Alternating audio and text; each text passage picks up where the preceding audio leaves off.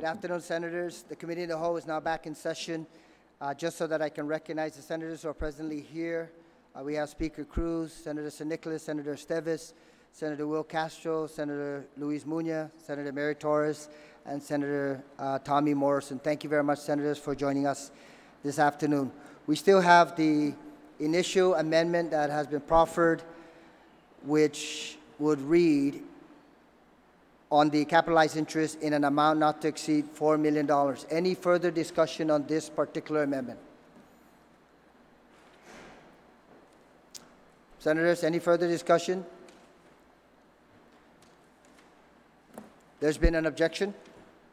There's been an objection on the proposed amendment. All those in favor of the proposed amendment, please signify by raising your hand.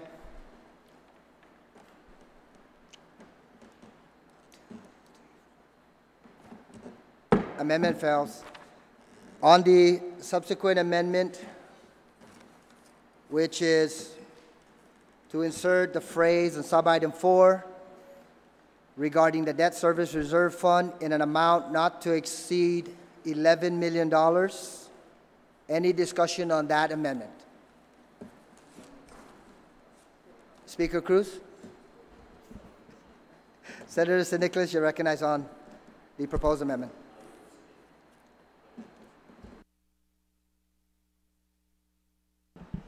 Senator San Nicolas, you're recognized. Thank you, Mr. Chairman. Mr. Chairman, with respect to the debt service amount of $11 million, when we go further down on the proposed amendment, that's a debt service reserve of $11 million out of a borrowing of a total of $80 million. And so just from a percentage basis, $11 million is 13.75% of 80 million. And if I could inquire with Gita, why do we have such a large amount of the borrowing, almost 15% of the entire borrowing, having to be set aside for a debt service reserve? What is the purpose of that? And after that debt service reserve is set aside, at what point is it actually going to be put to use for any of the projects, or does it just get used to pay down the loan at the end of the term? Thank you, Senator San Nicolas. Ms. Garcia. Thank you, Senators. As mentioned earlier, our debt service on this would be anywhere from $4.5 to $6 million. So you're correct on our. As a percentage, 11 is the number that we put because we need to include in here, and I apologize, the debt service reserve specifically should be at between $4.5 to $6 million. The balance, I suppose, I wanted to include the other cost of issuance or other items because this was the last item in this section to be funded. You know, after we do projects, refinancing of the loan, CAP-I, what was CAP-I, and then now debt service reserve, we need to fund the debt service reserve and the cost of issuance. And so if we could, that's where that would make up the total 11. So for debt service reserve, we're looking at $4.5 to $6 million specifically. All right, so for debt service reserve is $4.5 to $6 million, but then so you're looking at financing the cost of issuance, and that's the additional $5 million?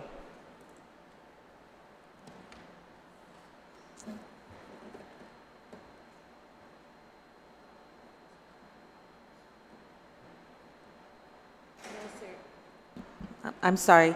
So the balance would be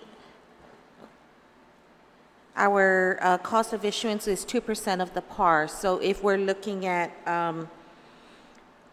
80 times 1.6. Right. So if this 11 million is the debt service reserve and the cost of issuance, it really should be at a maximum 6 million plus 1.6 million. Yes. Mr. Chairman, notwithstanding my opinion on the whole debt service reserve amount altogether, I would like to make an amendment at this time to change the figure to 7.6. I'm sorry, debt service reserve fund. If I may just clarify from Gita, is that where you would also park the cost of issuance amount into that particular fund, or would that be in a separate? No, sir, we would have to create a separate fund for cost of issuance. So, Mr. Chairman, on the debt service reserve fund, I'd like to amend that from 11 million down to 6 million. On the amendment to rather than $11 million, reduce that figure to or is it $6 million? Okay, $6 million by Senator San Nicolas. Any discussion on that particular amendment to the amendment? Senator Esteves, Just a you're question. recognized. Okay, so the 6 million is for the debt service, because as Ms. Garcia said, that the cost of issuance is going to have to be a separate fund. Is that correct? That's What correct. I'm understanding here? Okay. So just primarily for the debt service reserve fund. Any further discussion? Senator Tamata, you're recognized. On the amendment to the amendment. Yeah, Ms. Garcia, if you can just clarify, the debt service reserve fund, is that for just a year or for 2 years? 1 year? Yes, 1 year. Yeah. So what does that money do in that account? Does it just sit there and we're paying interest in it, or is it put into an interest-bearing? So that fund is held until the bonds are outstanding. We usually use that to pay the last debt service payment. Any interest earned, and we've done it before, I think with the highway bonds, you were there, we could appropriate that interest earned, but again, these accounts are held in, low interest bearing accounts just to protect the corpus. But any excess interest determined, we usually can set aside for appropriation. Right. And so there's no alternative to cover for this debt service, like some kind of surety bond or something, which may be cheaper annually than the cost of that money, and the cost of the $6 million that we're paying interest on, in addition to $6 million sitting there doing nothing. So usually, because you're talking 30-year debt, it brings more credit to the financing if you fund it up front, because you're not having that interest rate risk over the 30-year period. And so that's why, again, we just take a conservative approach to funding that.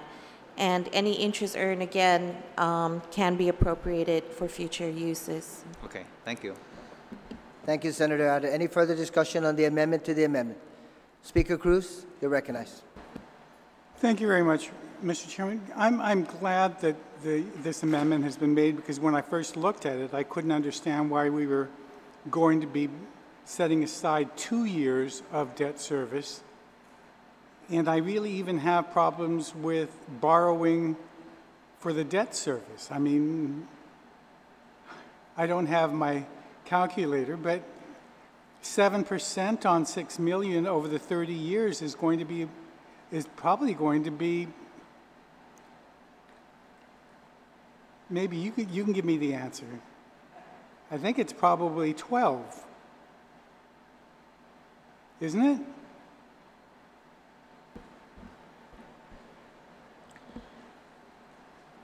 The estimated annual debt service max that we have calculated is 6 mil.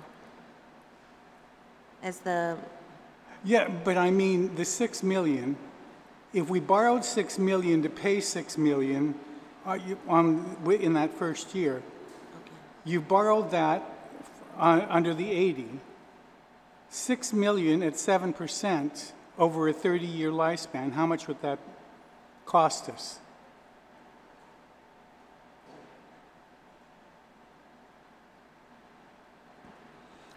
Can you give me a minute? I have to get my financial calculator.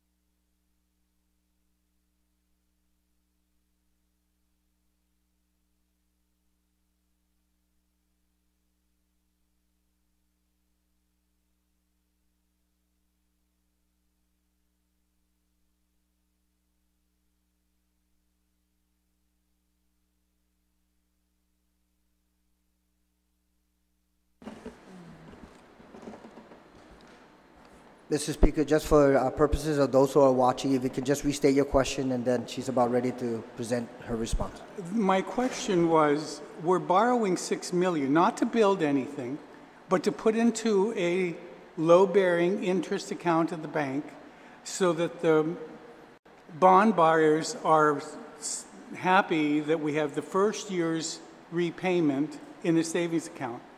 But in borrowing that over a 30-year period at 7%, how much will that cost us? So, just a very simple calculation. We would pay about $39 million in interest, but that account would earn about $30 million in interest, in low bearing. So, I mean, just simple calculation, we're looking at a cost of $9 million over Yeah. 30 years. Yeah. $9 million. I'm just trying to figure this out because we've gone to the PUC with a report that was done first by Parsons in 2012, then by Slater Nakamura in 2014, and it's finally come out in 2015. And we've already implemented a 7% tariff increase on top of everything else that the port has been putting on besides the $250 per can. We're having another 7% in 35 days. And then we're paying $9 million to have the security of the first year payment in the bank. Thank you. Thank you, Speaker Cruz. Any further discussion on the amendment to the amendment? If not, Senator Sinikas, would you like to close? You're good? On the amendment to the proposed amendment to reduce the figure for debt service reserve fund from $11 million to $6 million, any objection? No objections? So ordered. On the primary amendment, Senator Sinikas, you still have the floor. Thank you, Mr. Chair. Thank you, colleagues, for reducing the amount from 11 down to 6. I just wanted to kind of reiterate, however, the statements of the previous speaker. I believe that even this $6 million in reserve, we just really need to reconsider this. If we've already had the tariff in place since June, if we're going to have the second phase of the tariff increase in January, just a month away, we should be banking already between June and whenever this bond is actually floated, a reserve, a balance, a fund balance. And whatever our fund balance is, and whatever that fund balance is short to in the one-year debt service should be the debt service reserve. So for example, if between now and when this bond is floated, we're able to bank, let's just say $2 million, and the interest rate comes in, more favorable than 7%, and it's going to cost us, instead of 6, it's going to cost us 5.5, then our debt service reserve should only be $3.5 million. And that would lower our interest costs, etc. So while the amendment is to deposit a debt service reserve in an amount not to exceed now $6 million, that doesn't factor in whatever we've already accumulated in the fund balance with the tariff already being in place since June. I would prefer that the debt service reserve fund will be in an amount not to exceed $6 million less the fund balance reserve of the tariff that has been in place since June of 2017. That I think would give us an accurate fund balance reserve from which to be able to make this kind of appropriation. And so I guess I would pose that question to the Port Authority management. If we've had the tariff in place since June and we have a fund balance already, would we be able to put language into this amendment so that the amount that we borrow for the debt service reserve will be as much as $6 million less whatever we've accumulated already?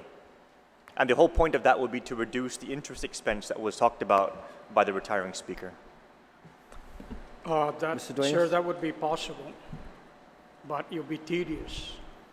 And the reason for that is that you take your 7% increase, and then out of the 7% increase, you got to break out the components of that dollar amount. And for whatever reasons and purposes that it's allocated for.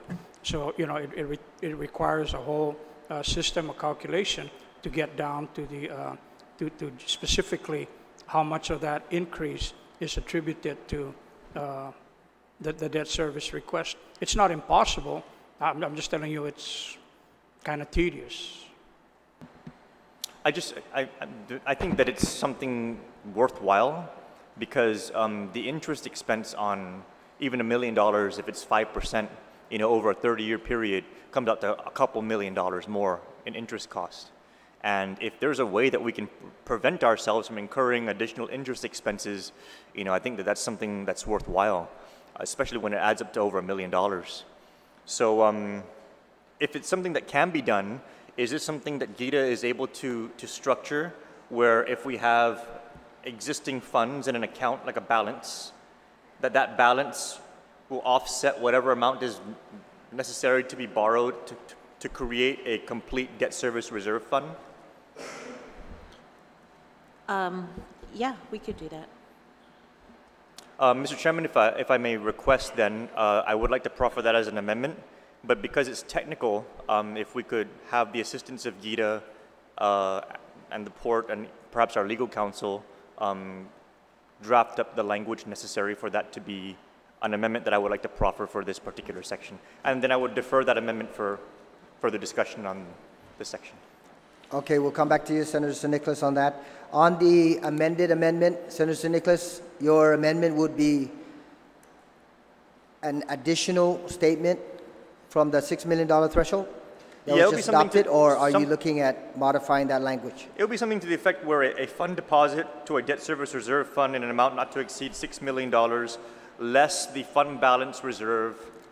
So proceeding with the amended amendment is appropriate in this case? Okay. Yes. So on the amendment, Senators, the amended amendment is to reduce the reserve fund balance to $6 million. Any further discussion on that particular provision? If not, any objection? Point of information, Mr. Yes, Chair? Senator Nelson, you recognize. Thank you. So are we staying with the $6 million or are we decreasing it again? The amended amendment is $6 million cap for the reserve fund. And then Senator San Nicolas will be recognized at a later time to be able to incorporate a proposed amendment should it be adopted by the body. Okay, and so now we're going to, if any... Removing on the amendment of $6 million. Any objection on that amended amendment? I just... Yes, sir. Thank you, Mr. Chair. You know, I'm reading the PUC report, and this was already in the making before our term, this current term as legislators. And it says that PAG plans to implement capital projects that total to $57.7 million, which includes a gate operating system, replacement of PAG's administration building, hotel wharf, and water line. PAG further intends on replacing Crane 3. So I don't know how we went from $57.7 million to the bill now stating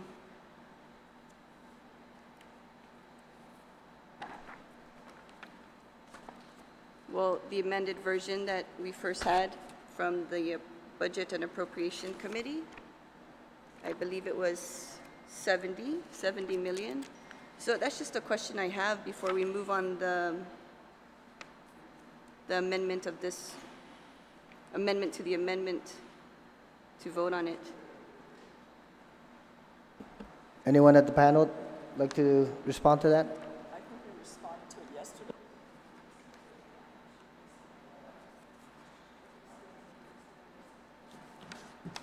The only amount that, the only items that increased from the initial submission of the list to what we did when we responded to the Oversight Chair, I'm sorry, to Speaker B.J. Cruz's question, was we increased the EQMR amount from 2 million, I'm sorry, from 1 million to 3 point something, and the warehouse one from 1 million to 2 million. Okay. That's the only change in the amount. The hotel wharf, the building, everything else remained the same. Okay. Thank you, sir. Senator Nelson, you good? Thank you. Any Mr. further discussion on the amended amendment? Any objection on the amended amendment? Calling the votes, no objections? So ordered. Senator St. Nicholas, are you ready with your amendment? Before we proceed to the... Yeah, Mr. Chair, if we can come back. Okay. Thank you. Okay, the next amendment that was proffered, senators, was the percentage.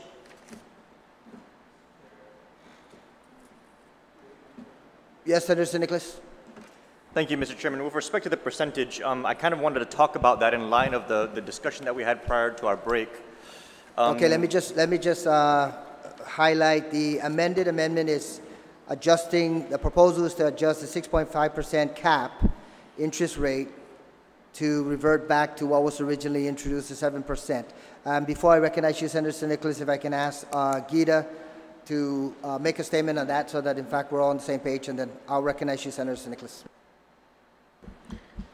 Thank you, Senator.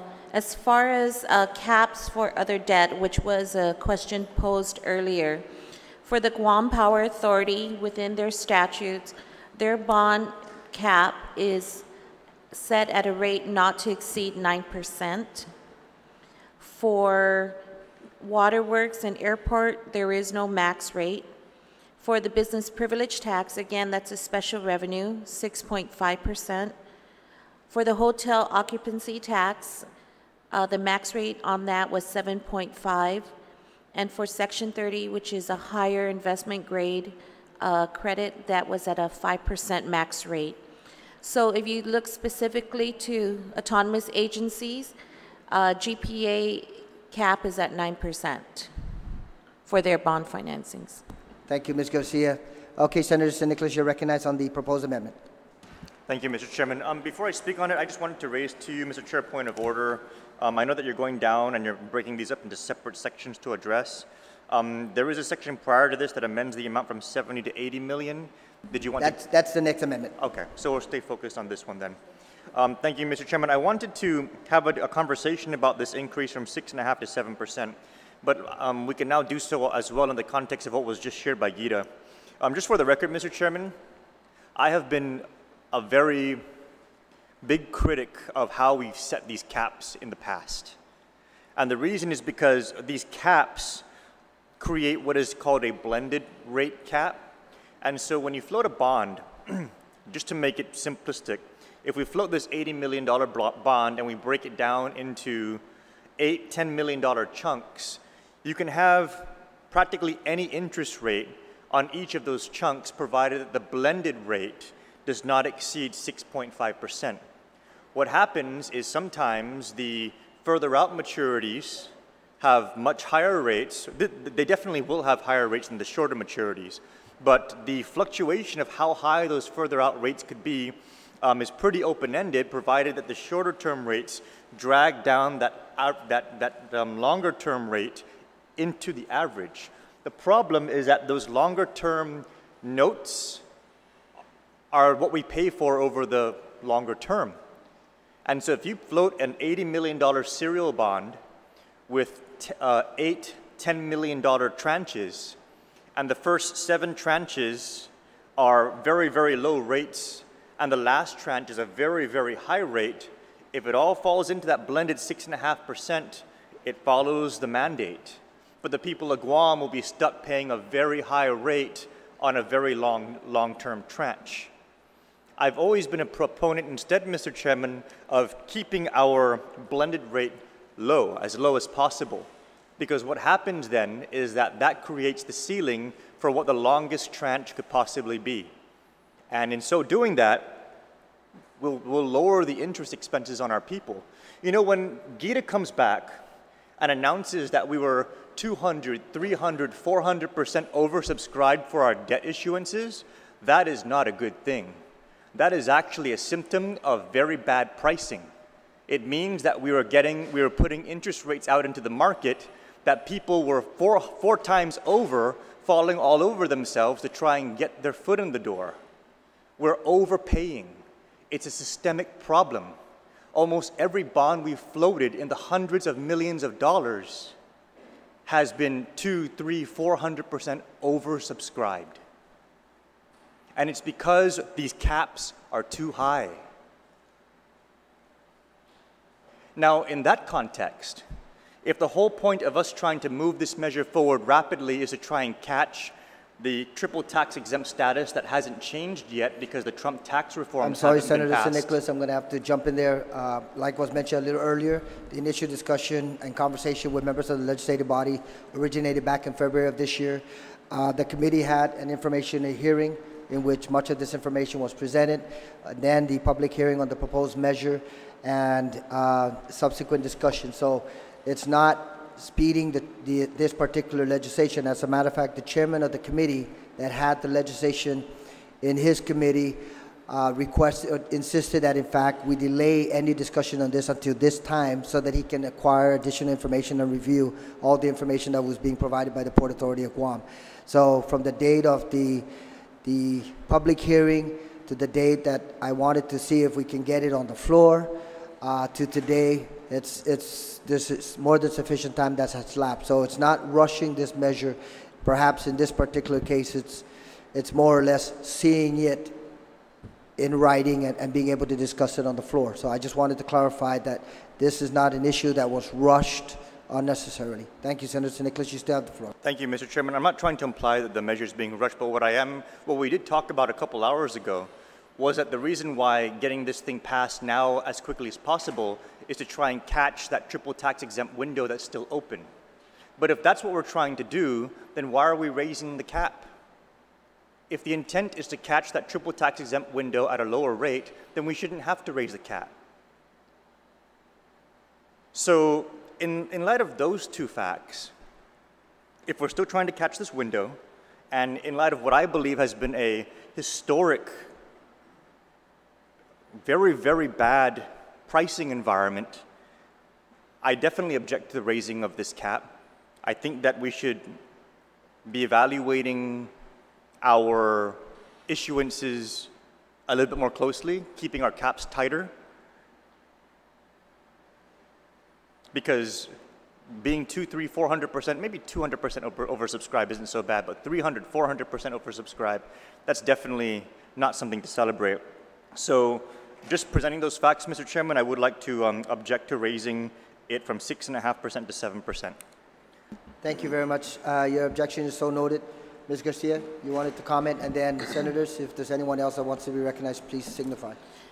If I could just counter, again, when we go out for the pricing of these bonds, we can't go out with something that the market is accepting. So if they say that investment grade or whatever grade bond is pricing at this, we can bring it down a notch or two, but we can't be over aggressive or we lose buyers. And so that's one reason why it seems that our rates are higher. Secondly, because of what's happening again with our brothers and sisters, triple tax exempt debt is in high demand right now. And so that's why there's a rush to market to get, rush to purchase government of Guam bonds, whatever we have to offer. Again, they see Guam as very transparent because of the requirement that we post our financials. They have that one-on-one contact. So again, when you have confidence, and again, when we have made contacts with almost all of our investors, and we have at least 30 plus, and they hear from us about, you know, what we're offering. Again, it's the market right now is very tight as far as triple tax type debt, and especially for Guam debt. We don't go out often or as big as other entities, and so that's why there is competition. And because of this competition, we're able to then lower our debt even further, and we do that. But we can't do it until we know what the appetite is. Because what we do is we price it at what the market is currently at, plus or minus a few points. But when we get in, we start talking, I mean, as far as the process, once we're in the market, we have like a couple hours to say, okay, based on the demand, we're going to tighten the spreads. And then that's when people start dropping off until we come to a point where we fill our orders. But when we first go out and we price again close to what the market is pricing on that day for these types of bonds. So that's how we come up to our interest rates. That's why we've been achieving all-time low rates, because we've been able to again, have that interaction. And as far as, again, with the port and, you know, as we demonstrated with some of our bonds, first-time credits or first-time credits, new credits, you're not as comfortable. Almost all of our autonomous agency bonds have come in at an all-in cost right below 6%, but we did have that one or two, the hot bond, which, you know, is such a strong credit, that came in initially at 7%. So as far as what we're asking here is allow us to continue to do our job, price, and bring in, again, the best rate possible. And again, we do lower those interest rates below market, and they do, we can testify that our rates do come in, and they talk about Guam pricing so much better than New Jersey, New York, or so on, because of the demand and the small amount that we are offering in triple tax. So again, yes, you know, 7% does seem high, but for all those reasons, the challenges of a new credit, we are asking again to allow us to do this, prove ourselves, and then we can come back and you know, next time we go out, we can then tighten it to where we know we can be. So. Thank you, Ms. Garcia. Any further discussion on the proposed amendment? There's been an objection on the amendment. No further discussion. Senator Brown? I just want to point out, and you know, I appreciate Senator San Nicolas's input and his view of this. I mean, if it all works out, that'll be wonderful. But I fear at the end of the day, as we go through this process, you may or may not pass this piece of legislation. But if we have something that really is strangled before we even get out the door, then we really have nothing. And I will say this, because I'm going to say it publicly, and I'm going to say it again and again. If we do not address the infrastructure issues of the port, it will not go away today whether you pass this bill or not. I'm going to have a little more confidence in Mrs. Garcia because she's at GITA and she's a lot more experienced. And in those areas that I don't have the expertise, I'm going to defer because she's been able to deliver those bonds. We have the option of addressing these infrastructure issues over a longer period of time, so the upfront cost and the rate shock is not as, we're complaining about 7%. What about 8, 9, 10, 15%? Those are also real realities, Senator, because at the end of the day, I'm not going to sit back and allow the infrastructure to continue to deteriorate, address more liabilities to the port. I'm not going to go out there after the hard work effort of our staff and people at the port to get a $10 million Tiger grant, one of only 6 in the nation, to allow that to also fail and impact future federal grants that we have worked so hard in the past to apply for and have been very, very successful. That's the reality to each of you and certainly to us. For those of you that have taken the time to come down and seen the reality and the working conditions and the physical structures down there at the Port Authority of Guam and the rate of deterioration that is happening there, thank you. We're going to continue to share that with the rest of the people of Guam, because if you want to nickel and dime this issue, it's not going to go away. And if Senator San Nicolas' proposal is all wonderful and he's got the A+ grade in financing and he's got it all figured out, wonderful. I fear that is not the case here with this bill. We are here to ask you for your support to support the Port of Guam. It is something we have not gotten a lot of in 42 years. Not me personally, I haven't been there that long. But we have not invested in the infrastructure there. And we are asking for this money not for operations, not to get by the next payday. We're asking to invest in critical infrastructure that needs to be maintained. We are a critical component of this economy. We are a critical component of this economy. Please help us continue to stimulate and do our jobs. We would not be here otherwise. If I could look at other forms of financing, I will look at it. I will have to go back to the PUC if we don't have anything tangible here. But I don't want to pretend we're doing something, tell the people of Guam we're keeping their rates down, and allowing this process to continue. And in the end, the odds are very, very, very good. It's going to cost everybody more money because we want to stick our head in the sand and ignore it because we got all the answers. Who in this room has more experience at the port? Who in this room has more experience actually doing financing? Stand up. This is what we're dealing with, ladies. This is a real reality out here while you're nickel and diming this issue, making it appear that we're irresponsible and just wanting to, raise rates. And no, I want to make my comment. We're at the Committee of the Whole. I could be allowed to make my comments. Maybe you don't like what I have to say. But that's where we're at.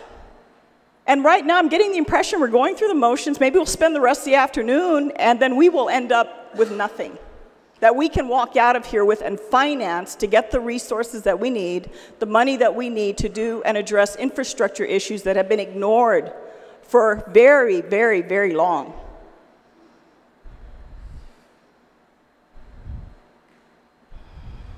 Yes, that's the response we're getting. Please do that again. Be professional and act like that in public. Please do that again. Mr. Chair, point of order, Mr. Thank you, Chair. Senator Brown. Thank you. The point of order is recognized. On the amendment, there's Chair, been an expression of objection. If I may, Senator St. Nicholas? there's just been some statements made that were that just need to be clarified. First of all, I'm the only one on this floor, and I think I'm the only one, even when compared to Gita, who's ever had a license in financial services. I've been a licensed financial advisor. I've taken examinations that have granted me licenses that have not been held by anyone on this floor or in Gita, and that's why I speak to these issues. And when you talk about nickel and diming, do you know what 1% difference makes on an $80 million bond for 30 years? That's $24 million. That's 1%. 1 penny on 80 million for 30 years. So if we want to dismiss nickel and diming, you're talking about a $24 million mistake. And that's why it's important for us to be mature enough to have the conversation about whether or not we're getting the best rates for our people. I understand the situation down at the port. Have you been to the port, Senator? Have you toured the facilities? At the end, are you even going to vote for this bill? Senator, please. I understand we're Committee of the Whole. We're not in the same structure of a legislative session. But I'm just going to ask that question of you while you're doing this. Senators, we're going to take a 2-minute break. Are you actually going to vote for the bill?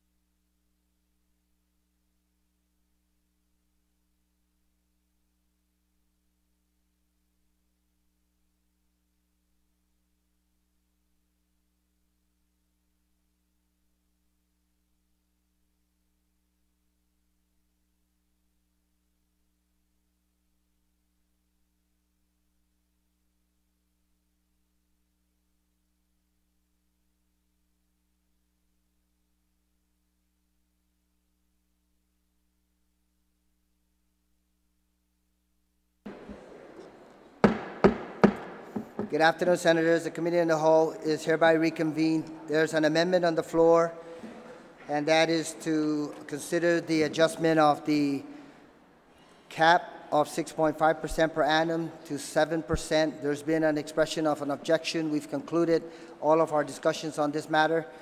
Because there's an objection, all those in favor, please signify by raising your hand. On increasing the interest rate, all those in favor, please signify by raising your hand.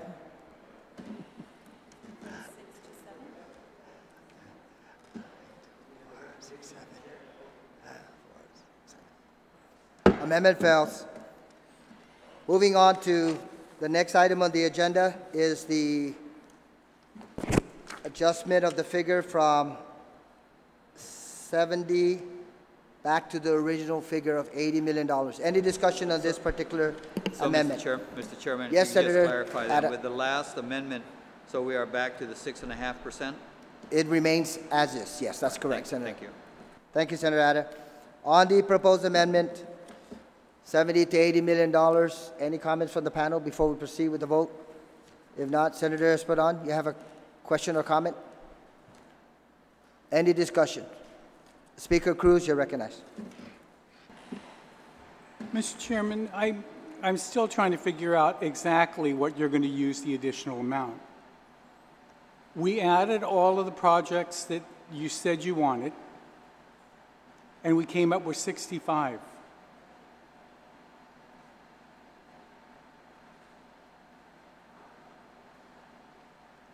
We've reduced the amount that's going to be set aside for the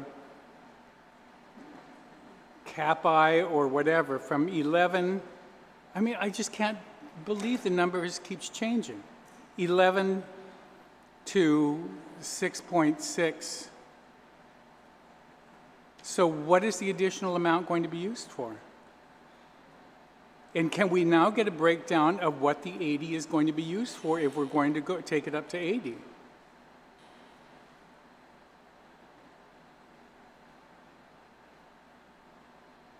Because I also have an amendment as it relates to the loans, so that if any of those 4 loans don't meet the 2%, then the principal balance that can be go out and borrow that'll reduce the principal amount by whatever loan isn't approved at the 2% or it doesn't make the 2%.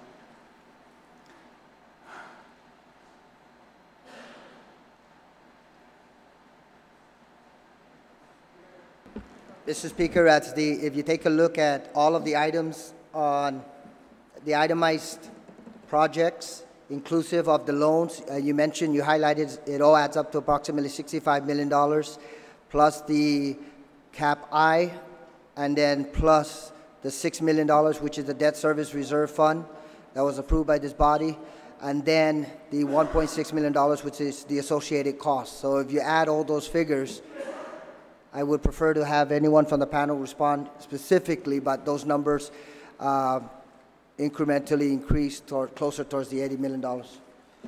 Ms. Garcia?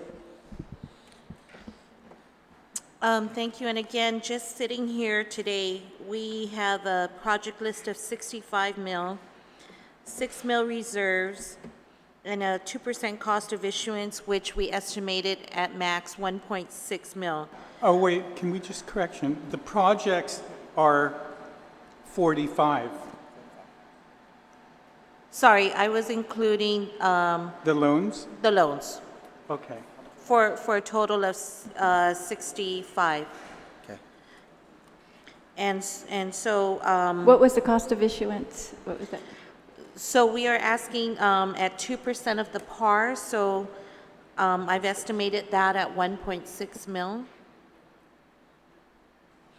And so if you look at the estimated numbers, yes, we're looking at 72.6 mil. But again, our unknown out there is what's happening with the bills at DC. We don't know what the impact is. So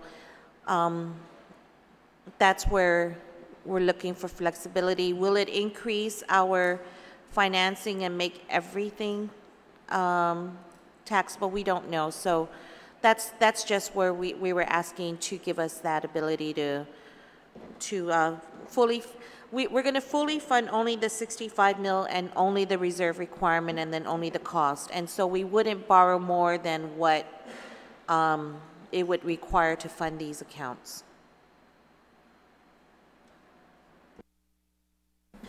But if you set us at a fixed number and we go out in 60 to 90 days and the interest rate environment drastically changes, I believe we're facing an interest rate increase in December by the of treasuries, the interest rates going up there, and then we're looking at the tax reform. So again, you know, but we need to move this process. We need to start the process so that we can get the port funded of their 65 mil project and loan refi. I fully understand that, and all I'm saying is the amount, the cost of borrowing, as you put it, with the 6 million, the additional 6 million, it was going to cost an additional 9 million to pay off the 6 on top. That's expensive.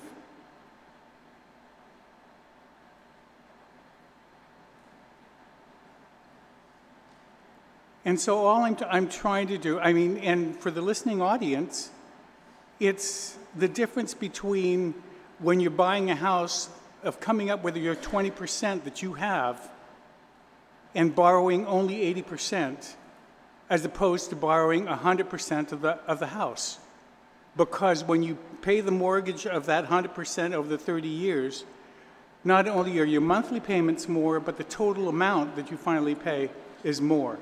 Whereas if you had been saving, as they should have been saving since they've been planning this for 5 years, to have some kind of down payment, so they'd have a reserve to pay for that first year without having to have that cap I, so all we'd be there. But now it's just, it's amorphous. It's between 70 and 80, even the increase of 5 from my 65, I couldn't really justify it, but I was willing to give that difference. Now you're asking for an additional 10. Thank you. So one last comment is the reserves, whether it's funded with bond proceeds or with port funds, will have to be funded at closing. So again, would it impact port cash flow? They'd have to determine that. But we did confirm with bond counsel but it should have been done before, in the same way that when you went out for your house, right, you had the 20% in the savings account already before you went to the bank. Right. Okay. But I was just and I'm just saying, it's not, if you don't have it, then the amount of money that you're going to need for your monthly payments is going to go up drastically because you're borrowing 100%. You're correct, sir. Thank you, Mr. Speaker. Any other comments on the proposed amendment? Senator St. Nicholas, you're recognized. Thank you, Mr. Chairman. So this amendment to increase it from 70 to 80 million was predicated on several things that have changed. The first was that it was predicated on the idea that you needed an $11 million debt service reserve. We've worked that number down to 6 million. We've also identified an additional 1.6 million in potential fees and charges, the cost of issuance. So that 11 million that is part of that 80 has now gone down to 6 million plus, I'm sorry, the cost of issuance was what again, Ms. Garcia? 1.6. 1.6, so it came down to 7.6. So already that would adjust the need for this 80 million because that's inclusive of an $11 million figure that is actually down to 7.6 million. So we're going to need to adjust it down from there. And then we've also objected to the 4 million cap I portion of the debt as well, because if the tariff increase in June plus the second tariff increase in January is going to result in a $4 million cash flow increase, which was the amount of the cap I, that was supposed to cover 1 year's worth of interest, then we have the funds already in the cash flow. So the 7.6 million plus the 4 million comes out to 11.6 million in changes. Now the 7.6, so we have 80 million. If we can just work on the figures together, we have $80 million minus 7,600,000, because that's how much the cost of issuance, the debt service reserve plus the fees and charges relative to the cost of issuance. That takes us down to 72.4. I'm sorry, no, that's incorrect. It's 11 million minus 7.6.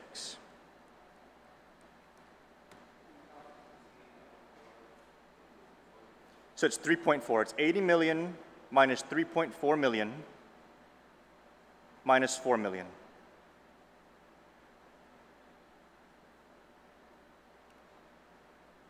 So it's 80 minus 7.4 is 72.6 million.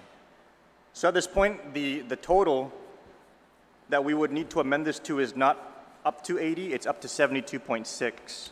And just to also clarify, that 72.6 does actually provide a cushion, because the $6 million figure on the debt service reserve was based on an $80 million borrowing. And that was the high end of the 4.5 to 6. So if we're going to go from 80 down to 72.6, but still keep the debt service reserve at 6, we're still giving some flexibility there. So at this time, with respect to this amendment, I would like to amend the amendment to reflect the actual figures that we've determined over the course of this afternoon, which is an increase from 70 million to 72.6 million. On the amendment to the amendment, any discussion? Senator Torres, you're recognized. I just wanted to point out that if you were to go with a lower figure, then you would also adjust that amount from 1.6 down to 1.4 or thereabouts. So, you know, you have a little bit of wiggle room. I just wanted to note that.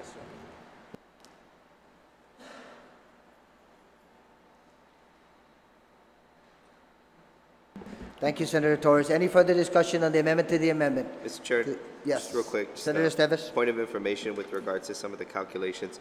The CAPI, the amendment that we voted on the CAPI was just on the not to exceed amount, correct? Correct. But the CAPI still exists within the bill itself. The authorization, yes, correct. So we just don't know, we still don't know what that amount might be, since that still remains within the bill, correct? Correct.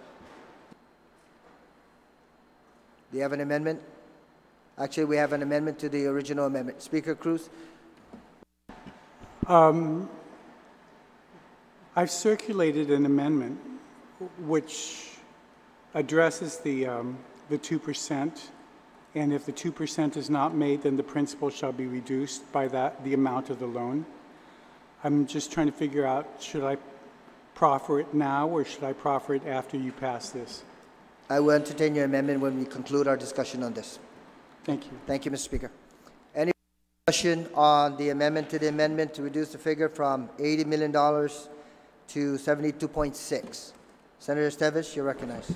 If we could just hear from the record for the port, based on the 72 million, that still is enough to accomplish the things that you want to do in terms of capital improvement projects, correct? Based on the numbers provided to us?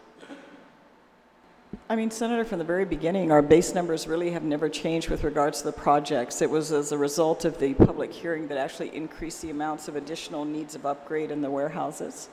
So that number has not changed. What we are concerned about is the flexibility, because we are concerned that we are going to go through this process, maybe this bill passes, and then we go out to market and we have nothing.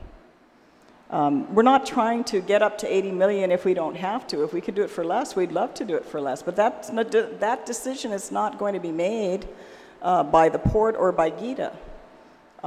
If we were second or third round in the bond market, I would hope that we would have a better shot. We could tighten this up a lot more, but we simply are asking for the flexibility. We never said from the very beginning we need $80 million.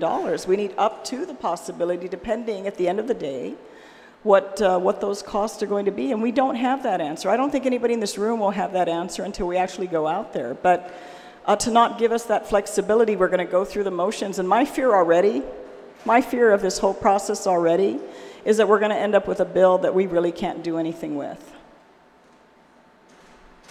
That's what it comes down to. I mean, I'm sure that GITA, as they have every other time, is going to try to ensure that they get the best financing deal for us. But if we're so confined, because the decision is yours, of course, but if we're so confined in the amounts we have to work with and there's no wiggle room to do that, it's not our market.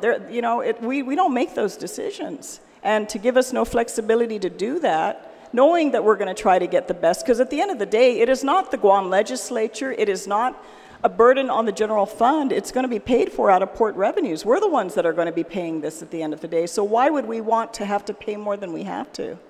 So you want my assessment, Senator? That's my assessment at this point. That's what I'm gauging right now, to be quite honest with you. I'm gauging that this bill is not going to be very helpful to us, even if you do pass it with all these constraints. Thank you, Senator. Thank you. Ms. Garcia, with regards to the mood in the market, there's still a lot of unknowns. But I know there's a prerogative and really a desire to get out of the market before the changes. Now, for those investors, is there a drive for them to go out and invest before the tax changes as well? Is it a buyer's mood in terms of the bond market before the triple tax exemption goes away? Oh, definitely. So even if these changes we're in a buyer's market, would be the simplest way to put it, correct? Right, but again, they have their constraints as well as far as how, what type of investments they can make. Okay, so now we've already established with the interest rate was already concluded. Again, just explain one more time again for the public listening. We've already established 72.6 is about what we need, with still a little bit of wiggle room. How big of a difference would the 80 million make versus the 72.6 in terms of wiggle room to try to entice buyers? So again, what we're trying to do here is try and get the port $65 million to fund CIPs and to pay off loans at a better interest rate and reduce their total debt service. And we've put together estimates on how they can do this. And like what was stated, we still have to go to the rating agency process, which, for ports may be strict, and everybody has been affected by what's been going on in the market in general. So there's a lot of extra caution that's being made on investments. Before, investors would rely on whatever the ratings say. But what happens when we go to talk to investors is they scrutinize the credit themselves. They do their own scrutiny. And so based on what we hear from them, they go down to what ifs, are you ever going to, what's the worst case scenario? Because they need to protect and fall within their own criteria. Whenever they're making investments, they always have to look to protect their corpus. And so, what we do is, again, they will make money. We will get our best deal when we can bring in more investors to compete for those dollars. But how does adding 7.4 million additionally that you have to try to find investors more, how does that actually help you find more investors? 72.6 versus 80 million. 80 mil. So what we're looking at is trying to predict what's going to happen in 120 days from now. And again, full disclosure, it's there on the news. Tax reform is being considered. You know, everything is for the people, which means corporations are going to have to pay more in interest or lose their tax exemptions in their, potentially lose their tax exemption in their investments. And so what we're trying to do is try and get us started on this process. We don't know in January whether someone's going to make a radical change and it happens on the floor, and we just need to comply with those rules and those regulations. And again, if I could tell you 120 days from now that we can do this, I'm confident that we can do 6.5, I can't.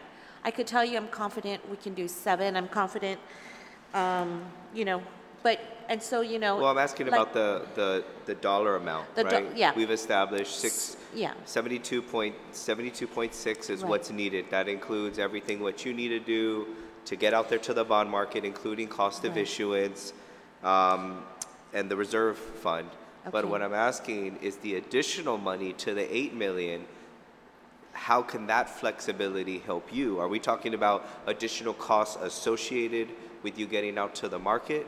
Or is there a purpose for that money, for that additional funding for the 80 million, as opposed to what we've just established here? Okay, so again, I apologize, and I'll try and hit the point.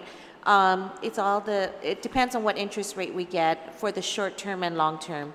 And how much reserves will depend on what the interest rate is going to be funded at, how much cost of issuance, how much people are going to have to push hard to sell this bond, what are those commissions that are going to be paid by the people that are brokering the deals, how hard is it going to be to secure. So all of that will play into the total cost.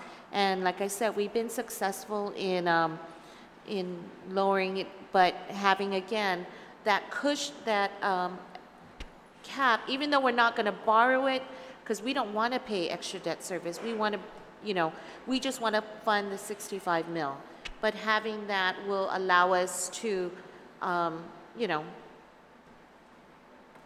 address whatever is out there as far as the markets and whatever And that's feelings just what that the investors are having. So I'm just trying to understand. Yeah. Maybe I'm completely daft, but I'm looking for something a little bit more specific. Also, kind of not just a learning process for me, but maybe some of my colleagues and the public at large. What do we really mean by, you know, things that are out there? You know, is there something that you can apply a dollar figure to the tune of the cushion that you need of 7.4 million? So one of the other things that happens when the bonds are being sold is you have your brokers talking to the investors, and again, with any brokers, how there's a commission being paid for them brokering the deal, and if we push hard, or you know, we tell them, you know, we really want to bring our interest rates down, so you really need to work harder to reach out to more investors, get us new investors, or so on.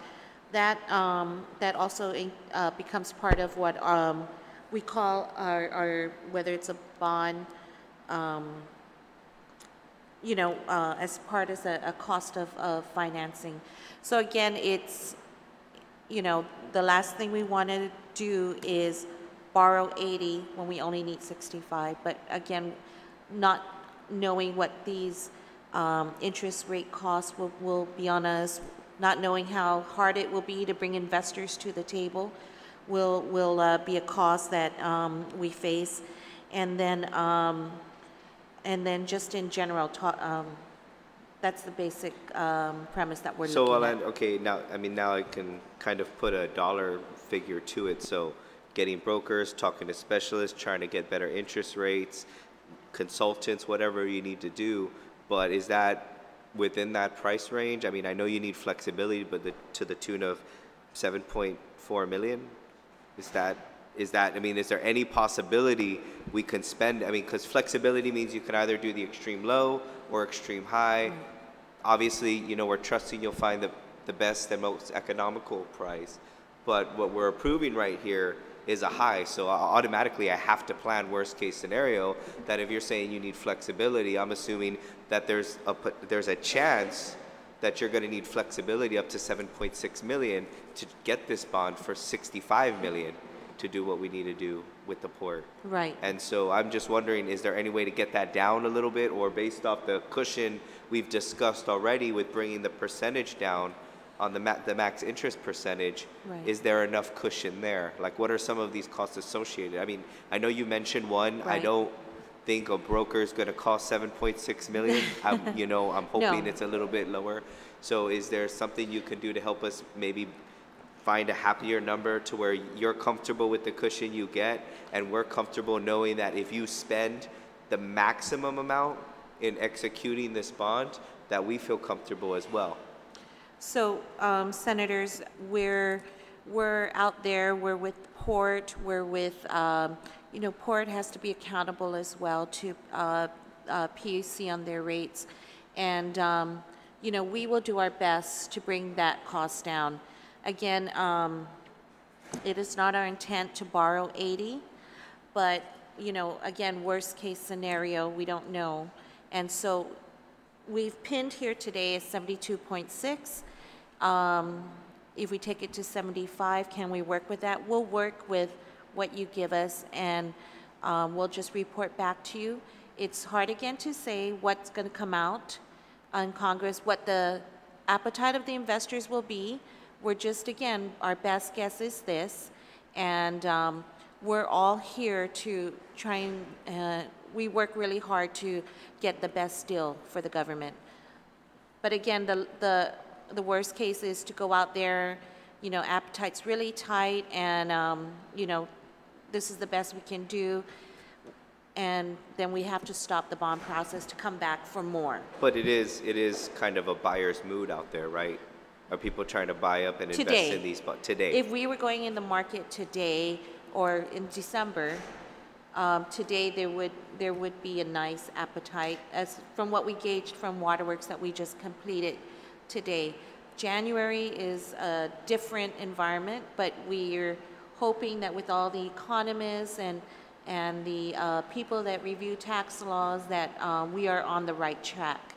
And again, we've laid out for you, they have on the table the elimination of tax exemption. And so if they do that and add on another tax for this, then that could increase our cost.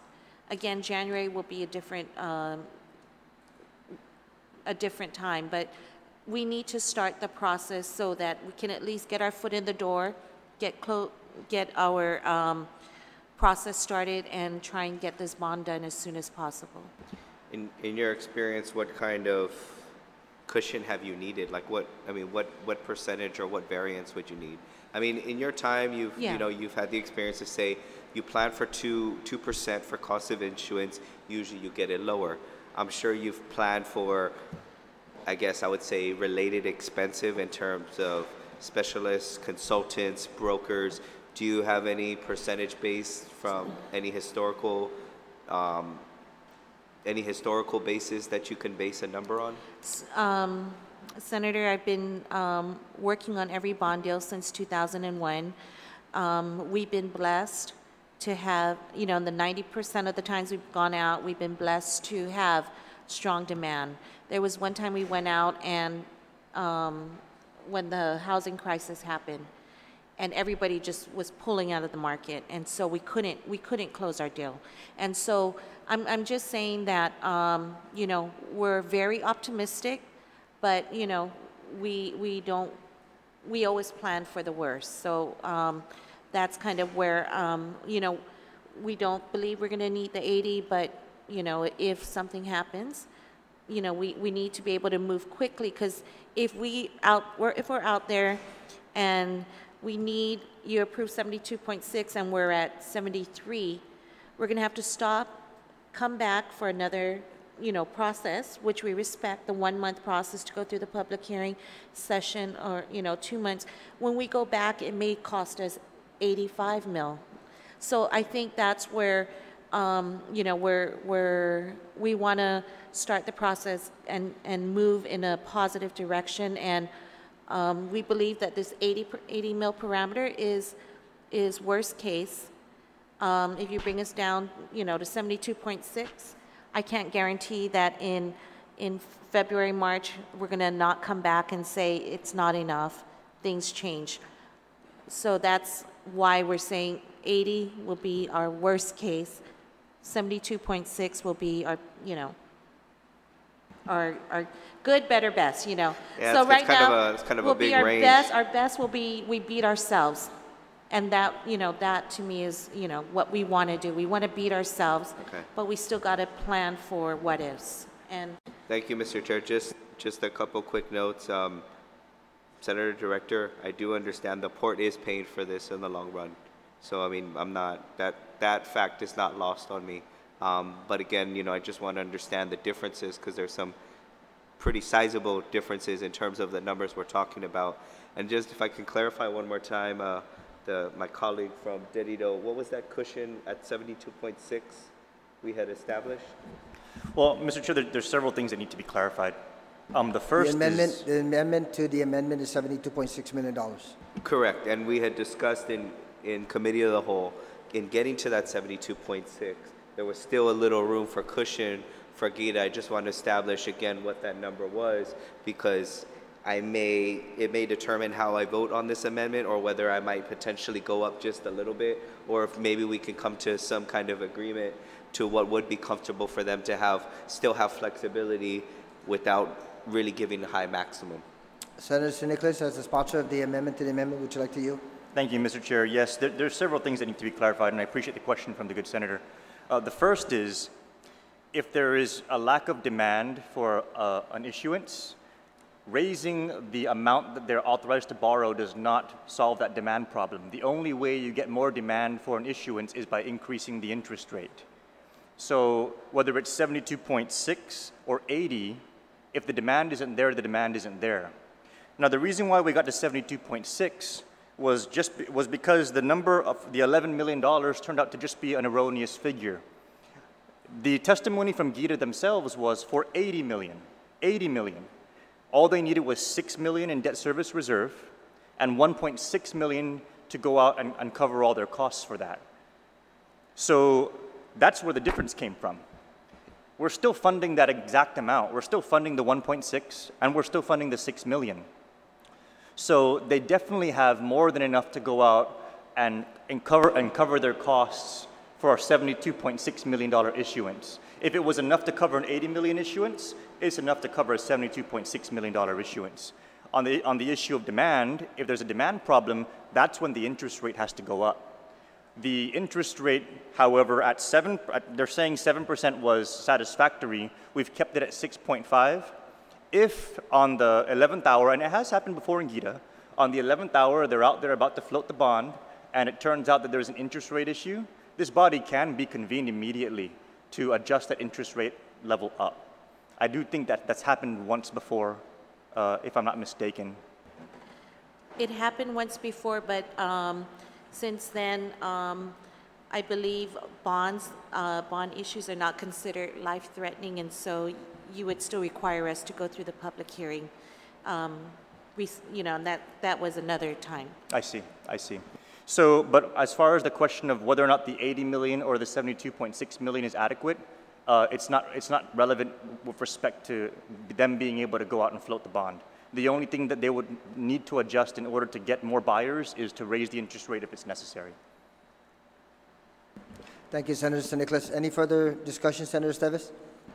No, that's everything, Mr. Chairman. Thank you. Thank you, Senator Esteves. On the amendment to the amendment, any further discussion to modify the number from 80 to 72.6? All those in favor of the modification or the amendment to the amendment, please signify by raising your hands.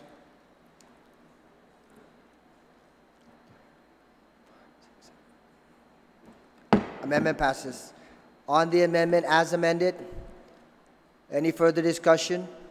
No further discussion on the amendment as amended to modify the number to $72.6 million, maximum cap for borrowing. Any objection? No objection? Amendment passes. Senators, I do have a number of amendments by individuals. Speaker Cruz, you're recognized initially for yours.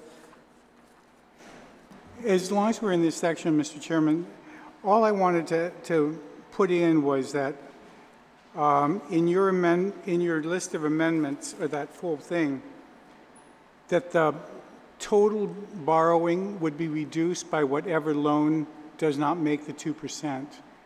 And I'll have them write that in however they figure it.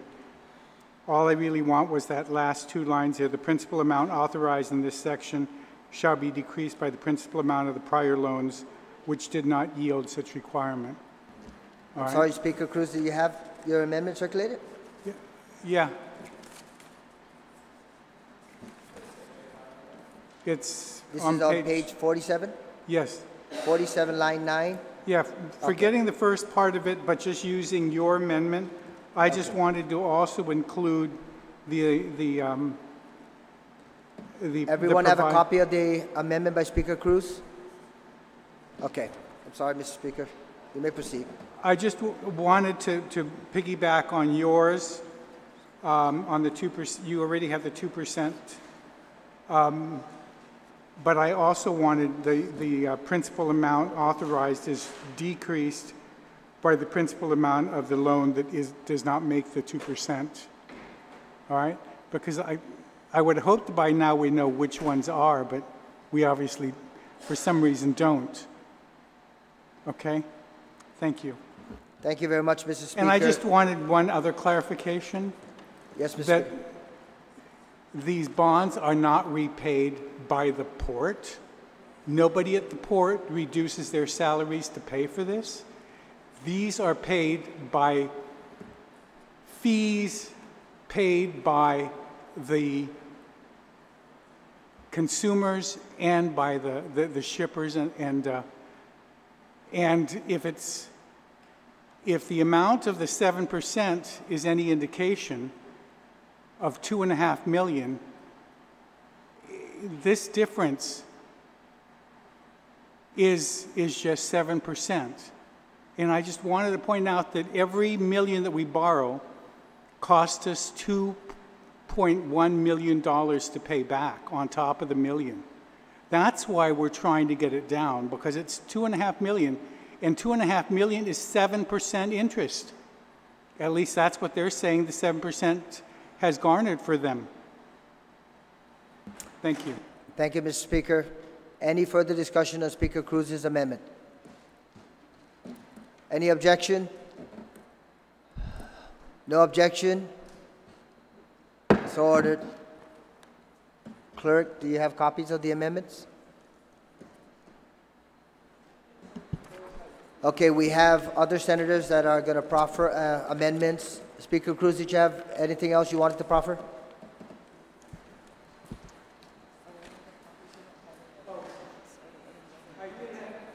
I did have another one. Again, it has rates, fees, and tariffs shall not be increased. Have you seen that?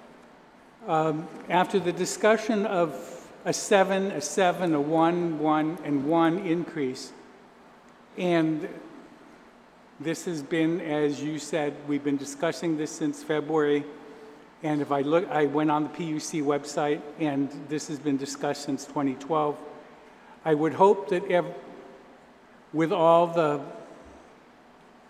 accountants and advisors that have done this, that we have it set that this 7% increase, which is fairly sizable, and another 7% this coming month, so we're getting a 14% increase within 7 months, that there be no increase in the fees for at least 2 years.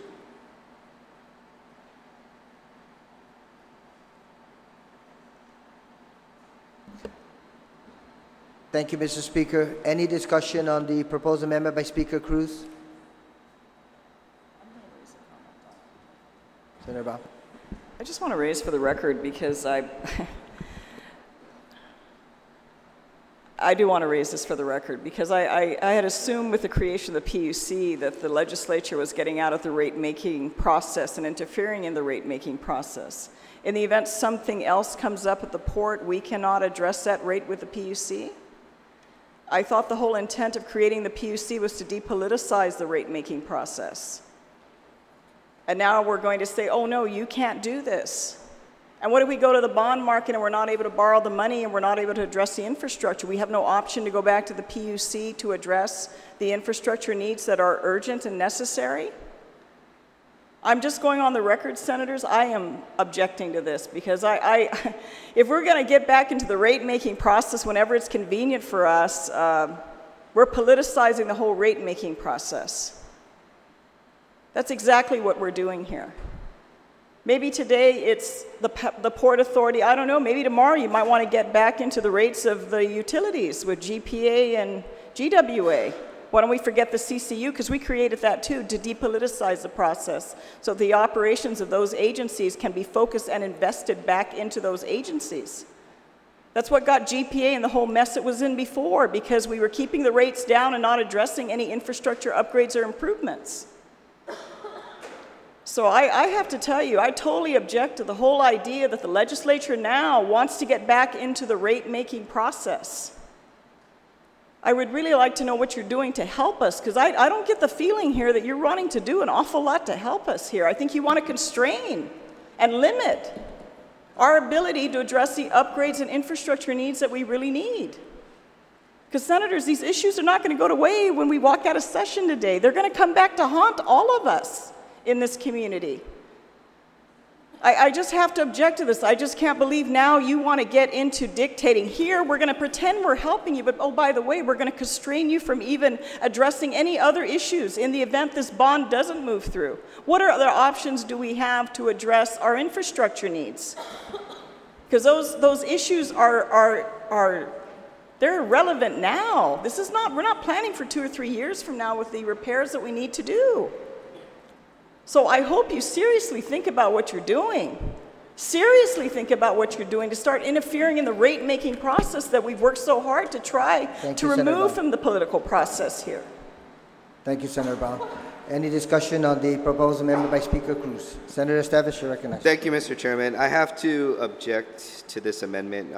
I do agree that the legislature is not supposed to be handling or determining the rate increases at all. We've already established, it's established in law, and I think this body's already made the determination that we should not be using or withstanding any other provision law to supplicate a law because we want to do something. So if we're going to go hold bills and follow one law, and then we're going to try to supplicate something politically and now use a notwithstanding clause, I just can't stand for that. So it's either we're going to go one way and we're going to follow the laws and how it's created that bind this body, or we're going to do what we need to do as legislators to move forward in our duty to enact legislation and to debate on it. But we're not going to, I don't want to get into this mess where sometimes we imply a notwithstanding clause and other times we don't. So it's either this body, as the determination was made for the entire body, that we're either going to follow the law or we're not. And so since the determination was we're just going to ignore the democratic process to follow the law, then we need to stick to it. So I am in objection. The PUC was created for law. They have a job to do. We're not going to use a notwithstanding provision of law to completely negate the job of the PUC and what their job is to do and to politicize the issue. So I stand in strong objection to this. This is not our job. We just need to stay in our lane. Thank you, Mr. Chairman. Thank you, Senator Esteves. Any further discussion? Senator Esparron, you recognized on the amendment. Thank you, Mr. Chair. First of all, I guess I need to ask the question that if we are successful in floating the bonds that's being requested today, how long would it take to do the improvements at the port using that money? Would it take 2 years or less?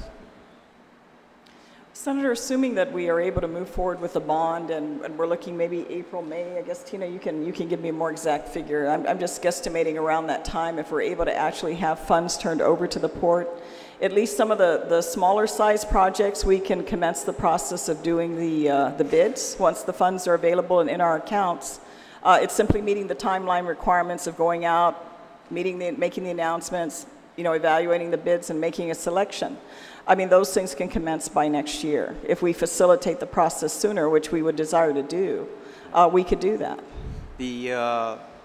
Say, for example, the cranes. I know we've talked about that in the past and how many more years before we can anticipate that we would have to seriously look at some of the crane replacements? We're actually looking at next year, as we mentioned during the public hearing, to look at the replacement, because we do have a separate account that's set aside for future purchase, to set aside for future purchase of a crane. So because we've already retired Gantry 3, that is our next priority, to work on the financing for Gantry, the replacement of Gantry 3. Would that financing require any increases in tariffs or anything else Well, right now, we believe the account is closer to little around $6 million in terms of what's been accumulated so far. We've been given, again, you know, just an estimate. Of course, we'd have to go out to market to find out what the cost would be for an actual gantry crane replacement, assuming we either buy a brand new one.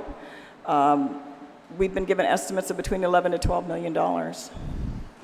I mean, and as I mentioned earlier, Senator, these projects before you are not the end all. These are not the only major projects. These are what we look at as the most critical projects. If something happens that requires additional financial resources, I mean, we're constrained by the ability to generate our own funds to pay for these things. And we're in a catch-up mode. We're in catch-up trying to fix things that should have been taken care of years ago, and because a deterioration has happened to the rate it is, it's put us in a very uncomfortable situation. Right. So you're basically saying that it is conceivable that a possibility may arise where further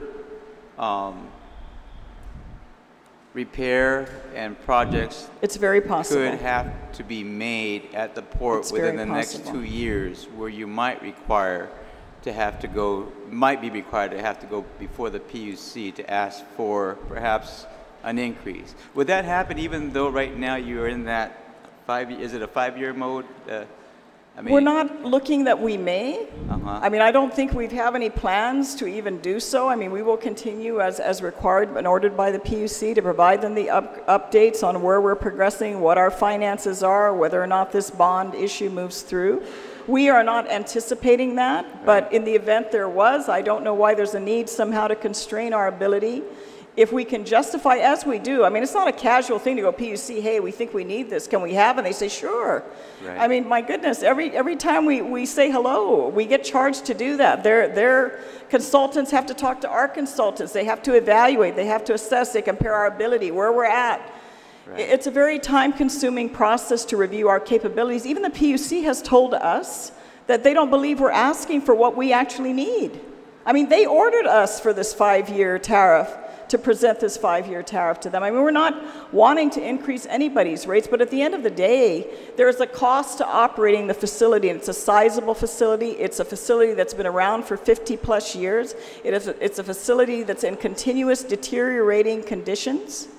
I can take a brand new tractor and it's already starting to rust.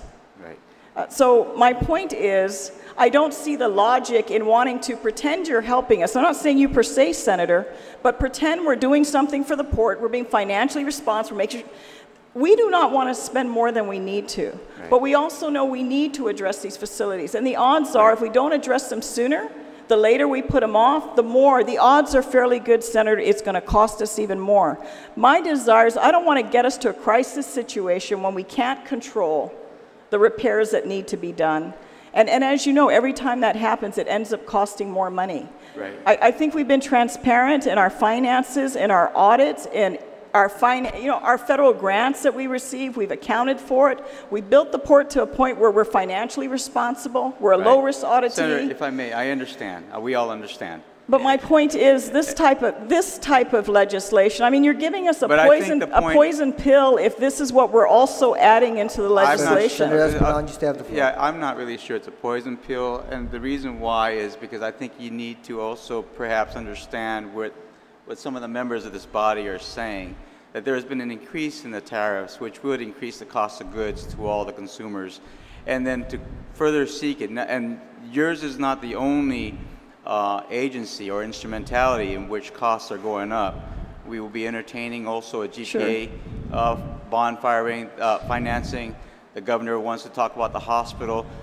Again, we're seeing all kinds of, and then on top of it, we're seeing a slowdown in our economy. So when you start taking a look at the bigger picture, right, I think the sentiment is not so much to tie the hands, but to see if there's a way to make sure that there's some controlled increases. And at this time, we know that there is going to be, that there is, or has been already been approved, an increase in the port tariffs. And like I said, that's only one sector of our whole island.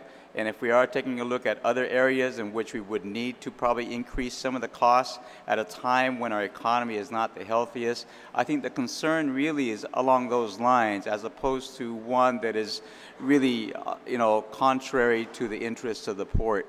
And I think that's really the sentiment here more than anything else. I don't object to it, Senator. I've been in your chair as well. I'm not unaffected by that. I understand what you're saying, but I'm also letting you know that if we don't address these issues, they are not going to go away. Right. You are not going to be able to legislate away the infrastructure demands of the port that, I understand, that at the end of the day, I understand, do Senator, have a price tag attached to it. Right. Well, if we don't do it, if we don't do Mr. Chairman, it, Senator Brown, Senator Espadon has the floor. Thank you. What I'm saying is that I think you probably have some good support in this hall right now to go out to the bond market and borrow 70 to whatever the figure is going to be, enough to start a lot of projects at the port. And during this next year and a half to 2 years that you will have that money, again, there will be a change of administration come the end of next year, right? With that money, you'll be able to make some significant changes and improvements to the port. And I think, like I said, as I was iterating earlier, I think the sentiment of this body is right now to be a little cautious in terms of, and I see why, again, the mover of this amendment is going down this road, because everybody is very sensitive. As much as, again, we would love to give everything to the port as that you ask, and even in terms of the long-term picture, there are other areas of our government and our island that also need to be addressed, which would also increase costs to our regular citizens. So this is not to tie the hands, I believe. I think this is more to just, it's almost just to keep everything in check, at least for 2 years, in terms of keeping our rates where they are right now after they've been increased. And I just wanted to say that. Thank you, Mr. Chairman. Senator, again, I'm just going to reiterate the point, because if you're going to start putting these constraints on the Port Authority that has never gone out for a bond venture, I hope you do the same for every other utility here on Guam that comes before you and puts the same constraint. Because thank you. I understand. I'm responding, Senator, because I think I should also have the opportunity. You're telling me what you believe we need, and I'm letting. Right, I want to respond because our jobs are different. Right, you're fighting very hard Senators, for the we're going to port. conclude this conversation. Thank you very much, Thank you, Senator Mr. Chairman. Espadon. And just to clarify, there are other measures in this body that proposes to increase the taxes on behalf of for the people of Guam, and this is directly related to the Port Authority's operations. So, Mr. Chair, any other discussion before I recognize Senator Esteves on the proposed amendment? Vice Speaker Talai, and then. Do you want me to? All right. Vice Speaker Talai, you have any questions, comments on the proposed amendment? Yes. I find this amendment to be very reasonable despite all the advocacy that's been occurring in here. And I would just like to make a comment for the record, Mr. Chairman, that we are here in Committee of the Whole, and it's a very special type of proceeding that's really supposed to be to allow us policymakers to get the facts that we need to be informed and make good policy. It's not for us to debate the agencies, and it's not for the agencies to, what I'm actually very concerned about is that we have no board members here. And if you read this bill, the entire bill talks about the board shall, and the board shall. And I worry that they're not here to appreciate the discussion, the concerns, and maybe even the information that is being provided by Gita and everybody else in order for them also to make the informed decisions and to understand maybe why we are proposing things like this. But on this amendment, I think it's it's actually very consistent with what the PUC has already said. And when they made their, findings to approve this, the tariff increases, they did it on a very specific kind of set of facts. And that's what I'm worried about, and we don't have a PUC person here either, but I guess I'm going to ask Gita if they agree that we are still consistent with the information that our bill is still consistent with the information that PUC relied on when they agreed to raise the tariffs and to allow the borrowing. But maybe I'll do that after this amendment. So on this amendment, it's for a 2-year period. This is, even by the director's comments, less than what they're looking at. Hopefully, one of the requirements that PUC had was, or that they based this on, was that the port was going to take care of the repair of the gantry cranes that needed repair right away, of gantry 3, right? And that was one requirement that they said that they were going to have enough in their repair fund to take care of that. And I think that was also relayed to us at the public hearing. And there's nothing that prevents the legislature, like we would have to come back if there's some change required in the borrowing legislation. Of course, we would have to come back and amend that. There's nothing to prevent that. But to say that we should have no say in the policy, this is a big, it's a big policy that we are implementing, that we are allowing the port to go out and borrow. And that it's still very hard to conceive that they approved tariffs for borrowing before we approved the borrowing. And that's probably why our discussion has taken so long. And we have no way to make it absolutely consistent with the terms that they approved the tariffs, that they used to approve the tariffs. That I'm trying to make sure we're consistent with those terms so that we aren't faced with a situation that those terms don't exist anymore. The revenue of the port does not exist as it was forecasted, or the what did they call it? The CPI, the Consumer Price Index, change. And those are things that the PUC pointed out. As long as these things remain at these levels, they said, then these tariffs should cover borrowing at an interest rate of 5.9% or less.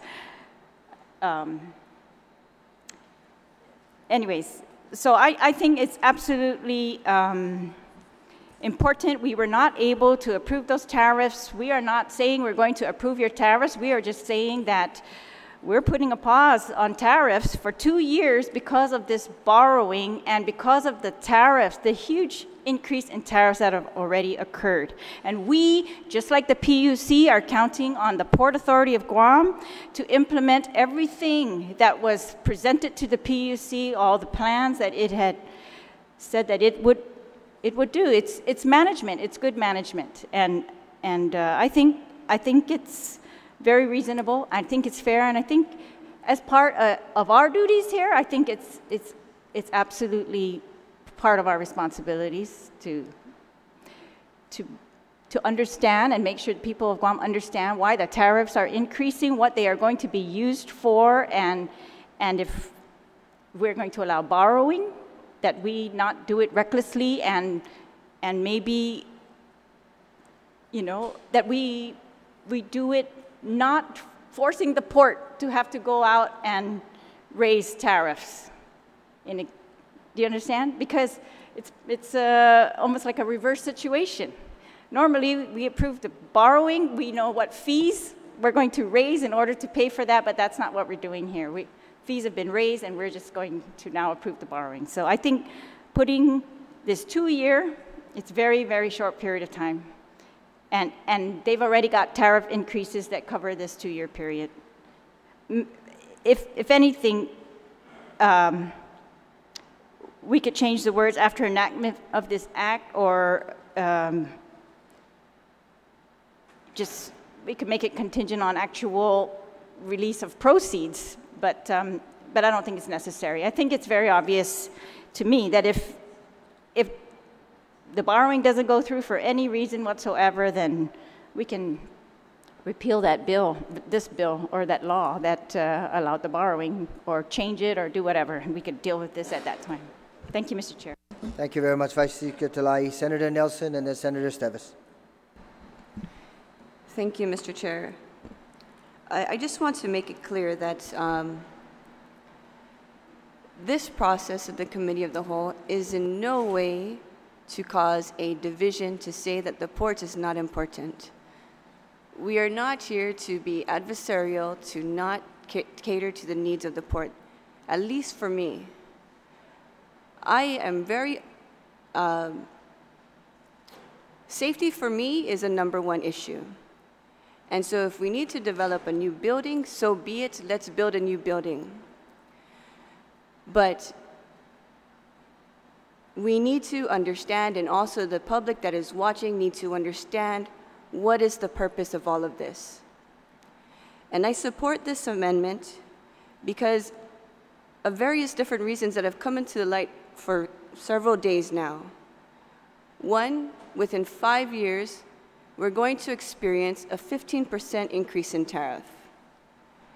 Now, a previous speaker mentioned that the port is paying for it. They are not.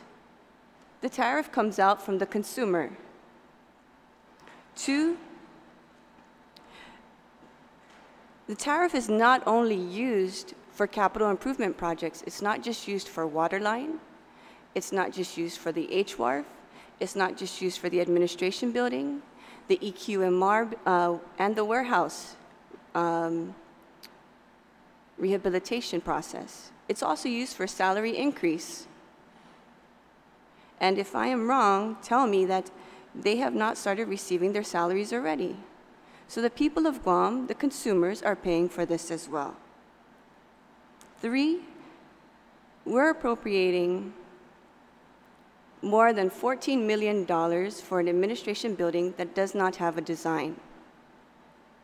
I think it's 17.5.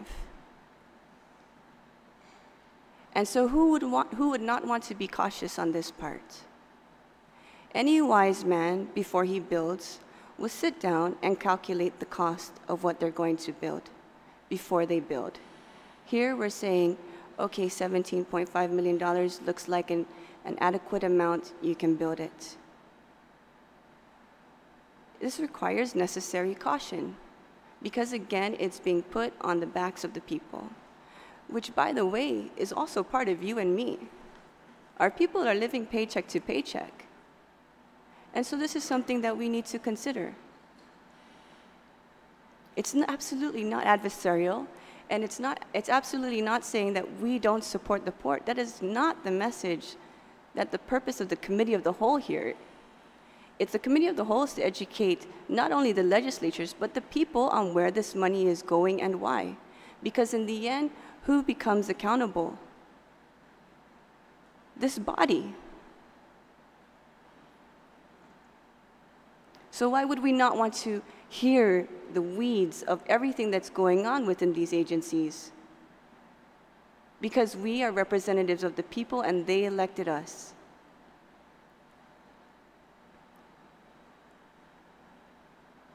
For it's a matter of accountability. We need to make sure that we hold our agencies accountable. That's why they have committee chairs. And that's our job as legislators. And as no matter how uncomfortable it may be for the agency, it's also uncomfortable for us. Because sometimes it builds a division between personal relationships when we have to do our job. And that's the difficult part of being in this legislature. When friendships are broken because we have to do our job because the people elected us to do it. But it's the sacrifice that we make. And again, we are not opposing the safety and the needs and requirements of the port. We are simply bringing everything into the light so that not only us, but the people of Guam can understand. And then 5, The PUC stated at a 5.9% increase, the tariff should suffice. Here we are giving 6.5. So I think this shows really good faith on the body that we're saying, hey, we believe that you can do your job. We respect the position. And I just want to state again, Mr. Chair, that in no way in this process, for me, that I wanted to cause a division and I wanted to say that the port is not important, because that is absolutely not the case. The port's needs are very important because they are import and export, and we need to address their needs. Thank you, Mr. Chair. Thank you very much, Senator Nelson. Senator Esteves, and then we're going to press with the proposed amendment on the floor.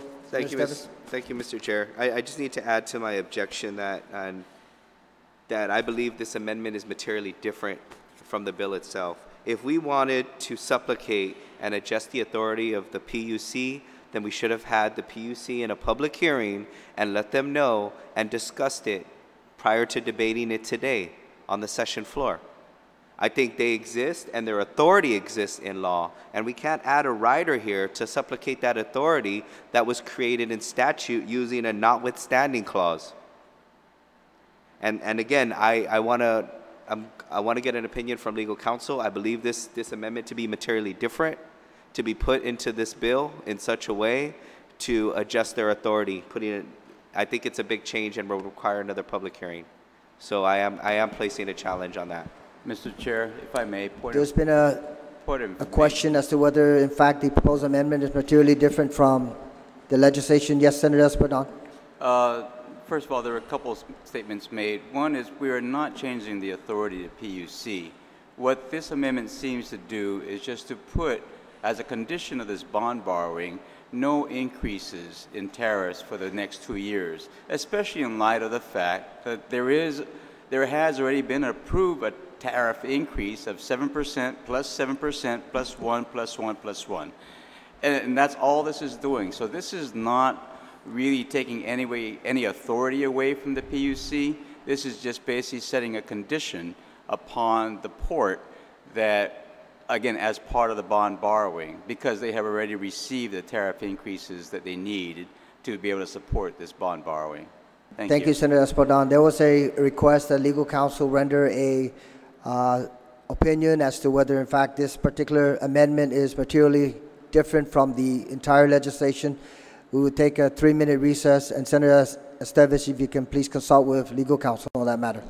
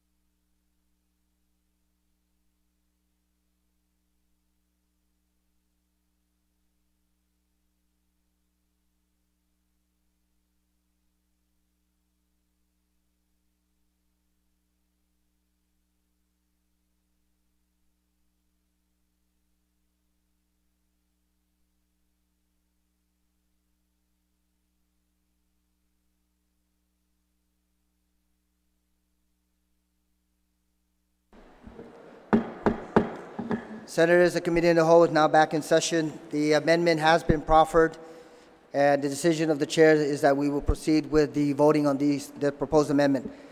Any further discussion on the amendment? No further discussion. We're going to put it to a vote on Speaker Cruz's amendment regarding the rates, fees, and tariffs. Yes, Senator Ada? Yes, we do. Could I also speak on the amendment? Just a question, Mr. Chair. On the amendment? Vice Speaker, yes. Yes. Speaker Cruz, would you like to yield to the question? You may proceed, Senator Talai. I like the amendment, but I'm worried that the amendment, I mean, it just depends. I'm hoping we're going to be able to go back over the bill. I haven't been able to speak on the rest of this bill, but if you look at page 26, 10204, it talks about the amount of the rates. And we are promising, if we pass this bill, that the port will set rates that are going to equal to the bond payments. And so I just worry that this might be inconsistent with that. Vice Speaker Talai, did you want the Speaker to respond to your concern? Well, I just want to note it. It's up to him, yes. Okay, Mr. Speaker, we're going to proceed with the vote on the proposed amendment.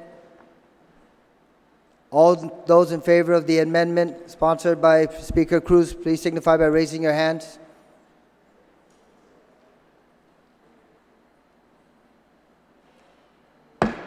Amendment fails. Any additional amendments on the proposed measure? Senators, once again, we're going to put out a call. Any additional proposed amendments on Bill 157-34 COR? I'd like to discuss parts of the bill. I'm sorry? I'd like to discuss parts of the bill. Vice Speaker Talai, you're recognized on the measure. Thank you. If you bear with me, Mr. Chair, this is my first time to speak on the bill itself. All right, so we are kind of reenacting by this bill. Well, we're doing two things. One is we're enacting law that tells the port from here on what its rules are for borrowing. And then we're also, in the last few pages, telling them specifically for this borrowing, for this revenue bond, what the rules would be. And so, yeah, it's just a little confusing for me, even when I'm going through it, but I'm going to come back to this page. I hope I don't forget 24. That's the last one I want to do. But other than that, so on page 26, and I want to note that throughout the bill, the bill talks about the board, and then sometimes it talks about the authority, but I'm going to ignore those. But the board, meaning the board, the Port Authority's board, right? They're the ones who are making all the decisions. They shall determine, you know, what the indenture is going to say, all of that. They're supposed to agree, except for on page 26. Well, start on 25, okay? 10203, it says the board, through the Guam Economic Development Authority, has the power and is authorized to do the things in this article, meaning the entire bill. And it's not clear to me. I know that GITA is supposed to be the, assist according to another statute, not in this law at all. GITA is supposed to assist in borrowing, but I feel like this should just be the board. In this line 21, and then on the next page on 26 in line 1, it says again, the board through the agency of GITA may at any time authorize the authority to incur indebtedness.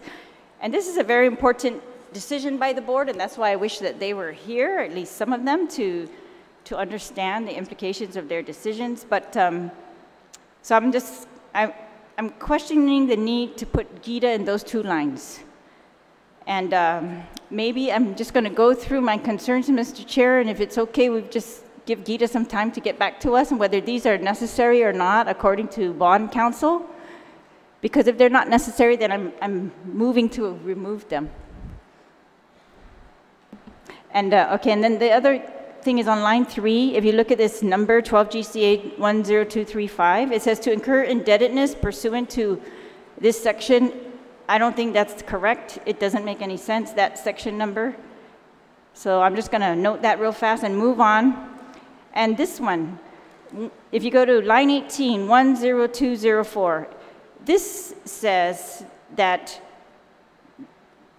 the Port Authority is going to set rates necessary to do, that they are going to set rates for the duration of the bond that are going to do these 4 things, or ABC. A is to pay principal payments and interest on the bonds, of course.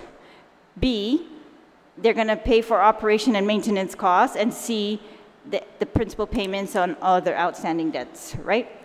But on the very first line, on line 18, it says, except to the extent otherwise permitted or required by an indenture or any contract related to indebtedness. And I would like to remove that clause. I think if you go through the rest of the bill, it says the rest of this section over and over again. That what we're agreeing to when we agree to this bond is that we are also agreeing that because we agreed to this bond, we are agreeing to that they are going to have to set rates to meet the obligations of this bond and keep its operations intact no matter what. So that's why I think, but I would like to take out that clause, except to the extent otherwise permitted or required by an indenture or any Vice contract. Speaker Talai, so that everyone is following your discussion and any proposed amendment that you would like to proffer. Did you want to be specific? Yes. On line 18, I'd like to delete the words starting with except all the way to on line 20, ending with by the authority, comma. Senators, are you following the proposed amendment to delete the phrase except to the extent on line 18, page 26, to line 20, incurred by the authority? Any discussion on that proposed amendment? Senator St. Nicholas, on the amendment. Thank you, Mr. Chair. On the amendment, to strike except to the extent otherwise permitted or required by an indenture or any contract relating to indebtedness issued or incurred by the authority. The authority shall set rates and charges that shall at times be fixed to yield annual revenues at least, and then it goes down a list. This section and this part here that's being deleted is in the context of the entire rewrite of Article 2. This is Article 2, Article 2. So the reference by the mover of the amendment that this is related to this bond, this language actually refers to all and any bonds that the authority may issue, move to issue in the future.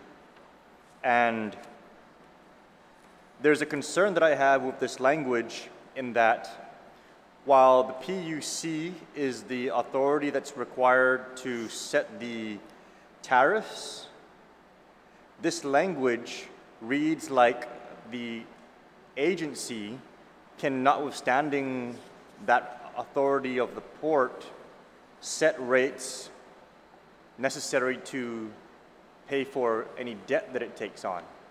And the way Article 2 is structured in this new language, the board and the agency is almost able to take on debt entirely on its own, especially of this section. The board can approve debt, and then this section will require the authority to set rates to fund that debt, and then they can go out and borrow. And it's just very absent checks and balances, and it's absent the involvement of the people because none of the officials making these decisions are elected. And you know, we've discussed numerous times over the course of this measure how the tariffs at the port are passed through and result in higher costs of goods to our consumers. They basically make things more expensive for our people. I'm just, with respect to this section and how it allows the authority to set rates, and how this overall rewrite of Article 2 allows the authority to basically go out and borrow on its own. We're going to create an environment where the port can go out and borrow for whatever it wants and raise the rates however it needs to pay for whatever it's decided to borrow for, without any checks and balances. As a matter of fact, there's sections written further down along the bill that cause certain things to happen automatically when those kinds of debt instruments are passed. I'm very uncomfortable. I appreciate the effort of the mover of the amendment to make this change, but I'm really at a place where the entire Article 2 in its totality, inclusive of this particular section that's attempting to be amended, is just too much too soon for me to be able to be comfortable supporting any amendments thereto. I think that the entire Article 2 needs to be something that's put forward as a separate measure and evaluated. We need to bring in maybe the PUC to advise. I really think that there's more that needs to be discussed with respect to everything in Section 1. So I'm very hesitant to even begin the process of trying to amend it, because once we go down that road, there's almost buy-in with respect to all the members having tried to work on it. And once that buy-in happens, then we have a tendency maybe to feel like we just need to, take that next step and move it forward. And I'm not comfortable at this time going down that path. Thank you, Mr. Chairman. Senators, please be mindful that many of these provisions that are being reiterated as Article 2 are provisions that are very similar to other autonomous agencies that have been given the authority to go out and proceed and acquire financing to the bond market. Are they still required to come before this body as the checks and balances? And the answer is yes. Speaker Cruz, on the proposed amendment, please. On the proposed amendment, just so I understand, and yes, my committee did report this bill out at the insistence of my vice chair and the overall chair of oversight chair. But I'm just wondering if I could pose this question to the GITA representative. The current Article 2, could we pass page 46 and 47 utilizing the current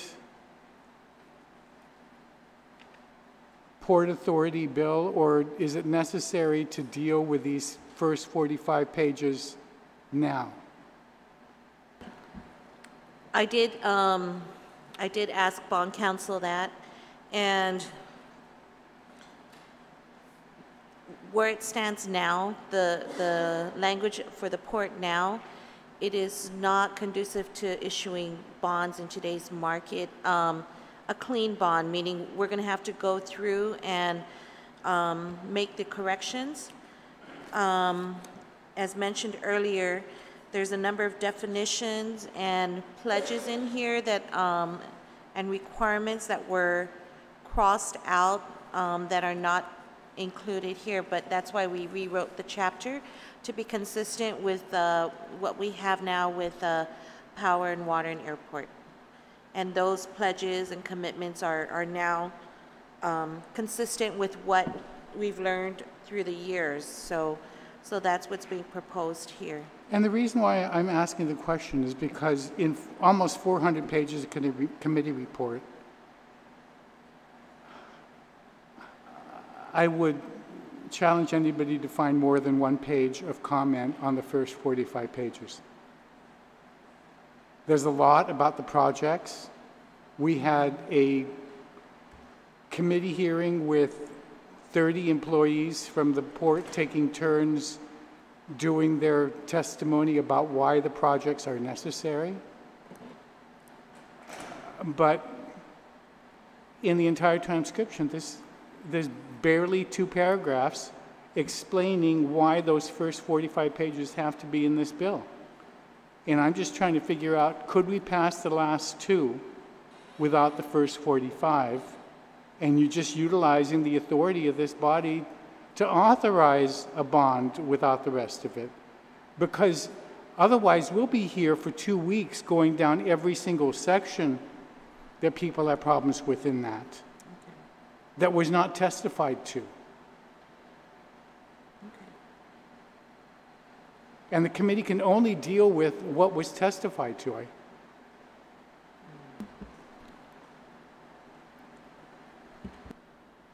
Thank you for your concern, Mr. Speaker. On the proposed amendment by Vice Speaker Talai, any further discussion? Senator Espadon, you're recognized. Thank you, Mr. Chair.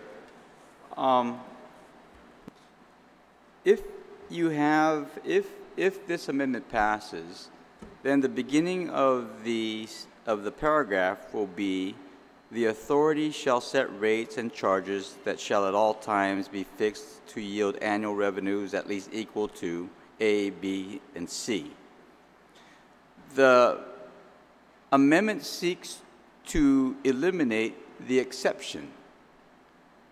And I guess in my mind, I'm just wondering if we do, in other words, the exception, I mean, in the way I read it, the exception is that the board will not raise, will not need to, shall not set rates, and shall not do A, B, and C if it is within the indenture itself or any contracts.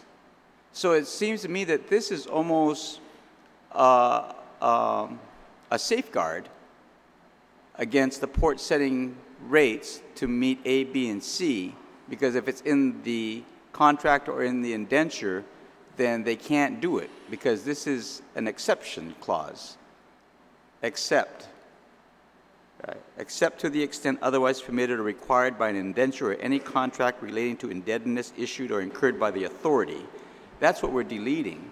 So in other words, anything that might be in the indenture, if they, or we may not even be able to have it put into any indenture or any contract, right? A limitation on the board's authority to raise rates and to fulfill A, B, and C. So I'm a little concerned with that. Not that I have a full understanding, but just from the very general gist and the way that's constructed, this is an exception to what the authority shall do. This is the exception. And what the authority shall do, according to this, once we eliminate that, it shall set rates and charges that shall at all times be fixed to yield annual revenues at least equal to A, B, and C. Mr. So Chair. that's a little bit of a concern to me. Yeah. Mr. Chair, if I may. Thank you, Senator Espadon. Vice Speaker Talai. Yes. First of all, I agree with the Speaker that if we can craft this bill so that we are approving Vice a very Speaker Talai, specific... the legislation is being entertained on the floor. The I know, but I'm just legislation was responding. introduced as is, presented to members of this floor I'm with the amendments by the responding committee. to the debate on my amendment, and I agree that if we could craft the bill so that it deals with the very specific bond in front of us, we wouldn't have these issues. If we delete the entire section, I don't object to that either. And as to the exception, you could look at it like that maybe the indenture is going to allow us not to raise rates, but I personally find that unrealistic. And if you look at the other section I'm talking about in this bill, like on page 30, this is section 10210H. It's almost identical. It's telling us what we can put, or what the board, not us anymore. See, we're not going to see, the legislature's not going to see this indenture once we pass a bill like this. We won't see that. The board will get to approve it. They will get to approve what those terms say. And if I'm a bond person, want to buy the bonds, I'm going to ask that. I'm never going to ask that they be allowed to decrease their rates. I'm going to ask that they always be allowed to increase their rates to make sure they can pay off this bond, right? And so H is the same. It sets it like a minimum, that the authority, the board, is going to be able to fix the rates to meet these obligations, the bond obligations, and operating so that it remains solvent, all of that. So that's all. So I think I was just trying to make it better, but if it's going to be deleted, if it's not going to be deleted and if it's going to stay in, then I think it's better to remove that clause. So that's why I'm proposing it. I think Madam Vice Speaker, we're still entertaining your amendment on page 26. Right, to remove that clause. Yeah. Yes, Ms. Garcia.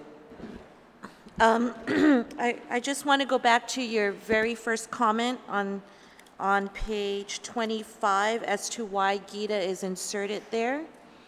And the reason why it's inserted there is because GITA is mandated to secure legislative approval for any bonds. And so whether it says the board in the beginning, in order to incur indebtedness, we have to work, GITA will have to make sure that the legislation is there to be able to move forward. And so the board can incur indebtedness unless there's legislative approval. And bond counsel will attest to that. We'll make sure that whatever is passed whatever is passed is consistent in whatever we borrow for monies. Because again, they're accountable to sign off and say everything that we did here is consistent with the law. And if they fail, then they are liable. And all these councils sign off and say, yes, it's consistent with the law. Thank you. Thank you, Ms. Garcia.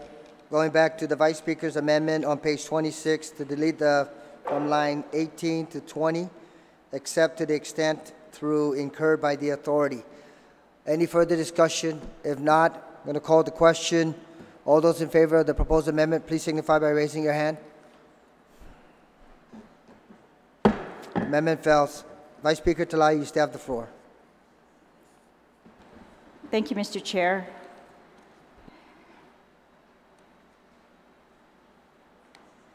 Could GITA just tell me, on page 29, we talked about line 7. Can you remind me, and this is in the original Port Authority statute also, it's sinking funds. What is the difference between a sinking and a reserve fund? Sorry. A sinking fund, as it relates to bonds, it's similar to making advance payments on your long-term debt. And so any extra funds that, for instance, when we're doing the tobacco bond, whatever money we get in, if there's any remainder, it goes to paying off the debt. We're creating a sinking fund on that. All right, thank you. Okay, and so, Mr. Chairman, on page 30 now, and so I want to point out that section H, subsection H, which I briefly mentioned earlier, it's the same thing. This is telling the board that they can agree in an indenture, which is like a contract with, with the bond market, that the board can agree that the board will fix prescribed collect annually rates or charges as follows. And so, yeah, all those other issues that arose under the discussion on my last amendment arise here. It's like, who has the authority to raise the rates?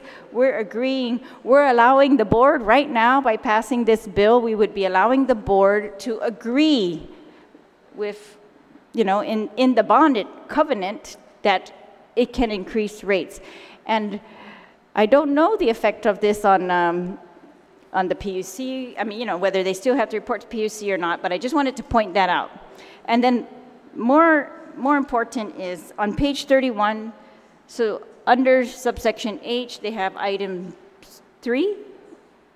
It says, in such additional amount as shall be provided in the indenture for the further security or protection of such bonds. So not only do they get to raise rates to cover the bond payments, the interest on the bond payments, to cover annual system operation and maintenance costs. This number 3 gives them, to me, kind of a blanket authority to say whatever the bond people ask them to say that they're going to raise rates to meet. And I guess I object to that language. So I would like to ask that that language also be deleted. I don't want them to have that authority to commit to that type of a rate increase by a bond indenture. Talai, so specifically you're referring to sub-item number 3? Yes. Line 1 on page 31 to delete that provision? Senators, if you're tracking, once again on page 31, line 1 and 2, the amendment by the Vice Speaker is to delete that phrase. Any discussion on the proposed amendment?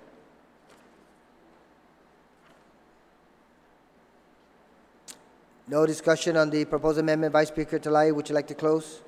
No, thank you. On the proposed amendment, all those in favor of deleting lines 1 and 2 on page 31, sub-item number 3, please signify by raising your hands. No objections? There's an objection. All those in favor of deleting the amendment or that provision, please signify by raising your hands. Amendment fails. Vice Speaker Talai, you still have the floor. Thank you, Mr. Chair. My greatest concern in this bill, besides the potential tariff increases that we might be authorizing, is on page 31. If you look at subsection I, it says that the port is allowed to agree in a covenant for a bond, and to a provision that no service relating the system shall be furnished free of charge to any person except to the extent permitted by the indenture.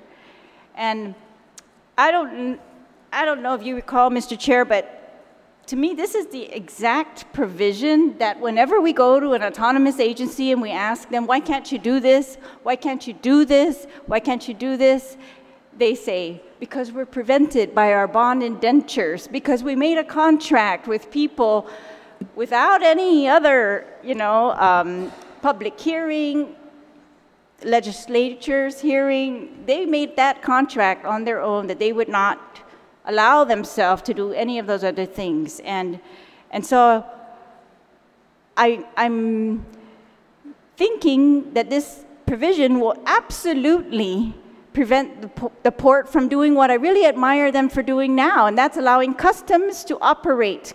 Customs, which is absolutely essential to the port's operations and to the protection of the people of Guam, to operate at the port facilities without charging them an arm and a leg, which is what is happening at our other place of entry, right? And they tell us that they can't do it because they coveted, they made some promise and some bond, and when we had the public hearing, the port seemed very amenable to working out an arrangement with customs that was going to allow customs to continue to operate.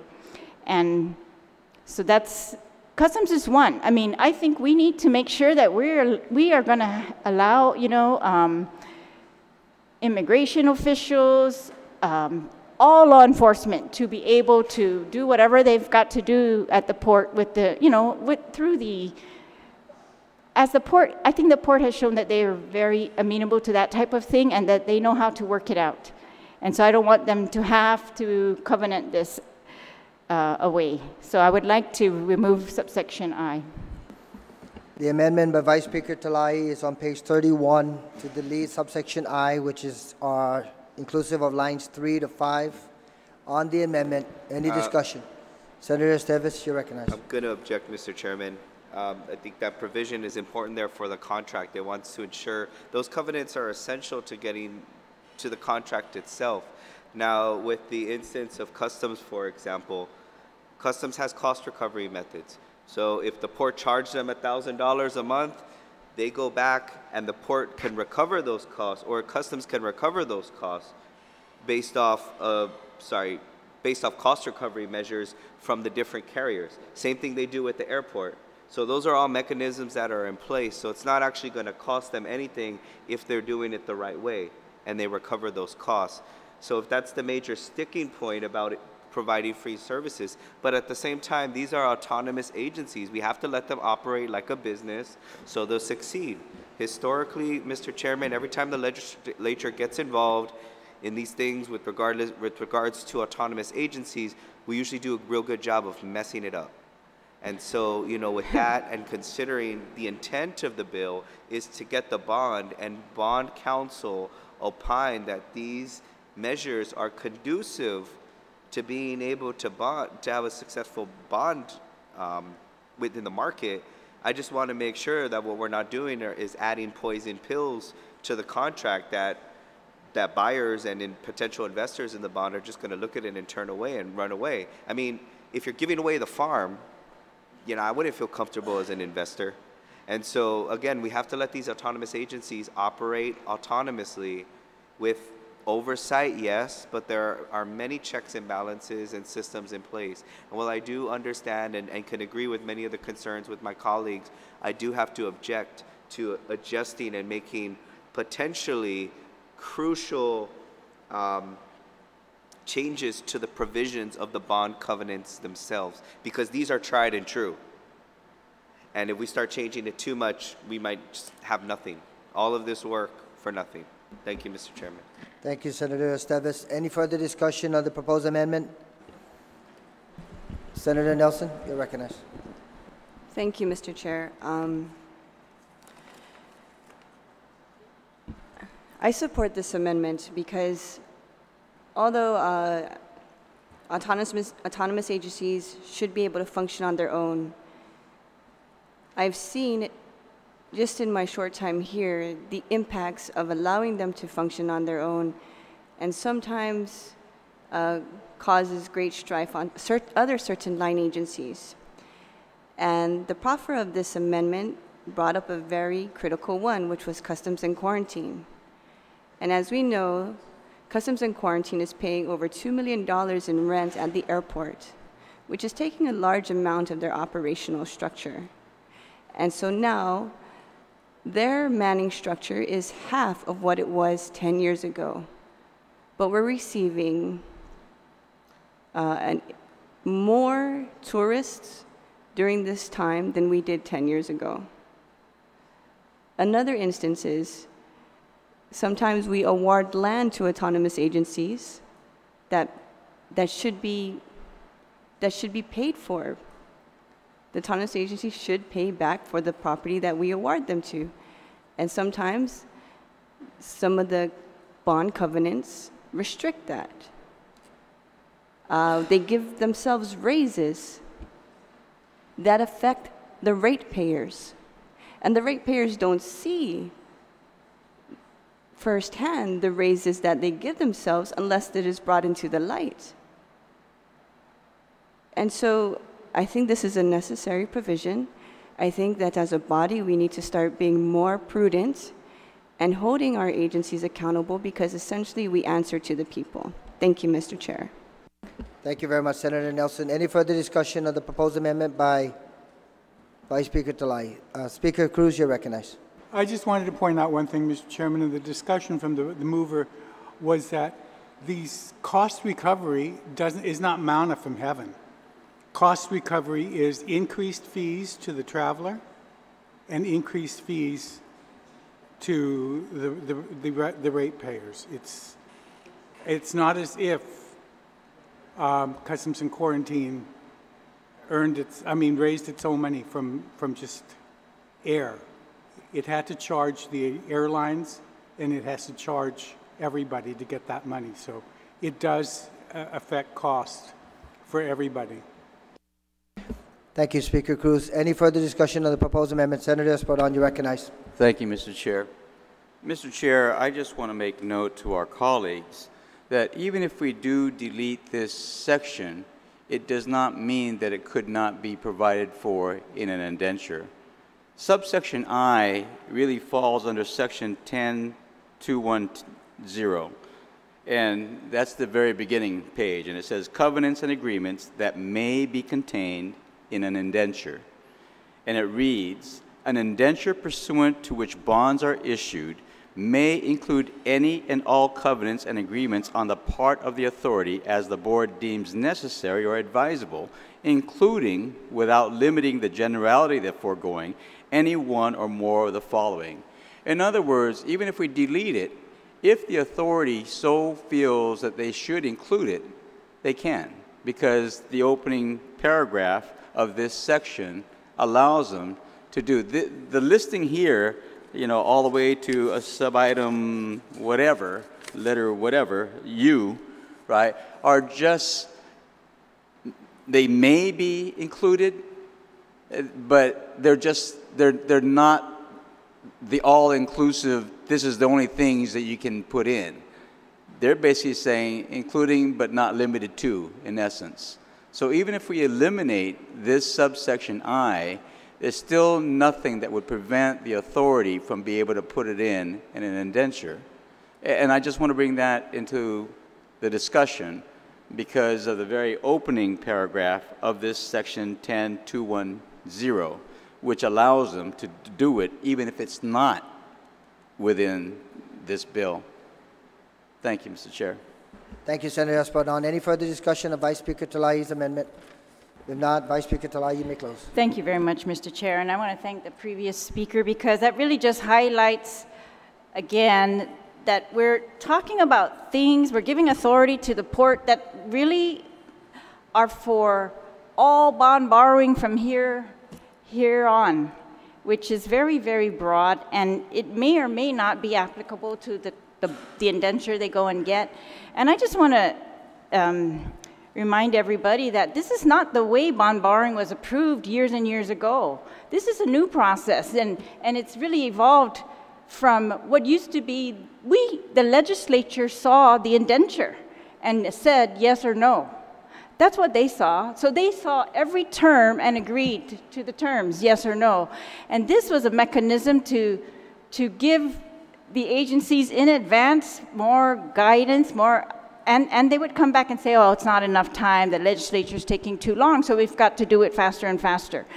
And it's a mechanism to speed things along, to tell them, and I do not want to tell them that they can put anything in the bond covenant. I think actually that he pointed out that section, we should delete that entire section then if it's not necessary to this bill. We should be focusing, what are we going to allow them to do in this one bond indenture, in this one revenue bond? And maybe then we would avoid a lot of the debate, but I agree with him that section, because it allows the board so much discretion, should also be deleted. But I'm hoping that by deleting subsection I, that we're just making it very clear that if they don't have to, then we don't want them to agree to anything like this. And we want to push GITA to try to float a bond without this type of covenant. And I'd like to see the results of that, because I'm telling you, if you look at all the things that the legislature, in dealing with the entire government of Guam, when they try to solve things and they get held up by bond indentures, it's because of provisions like this. And so I'm hoping that the port is going to be able to float a revenue bond where we have already pledged all the revenue. We are pledging the revenue. The bond people are protected. Why do we have to help them?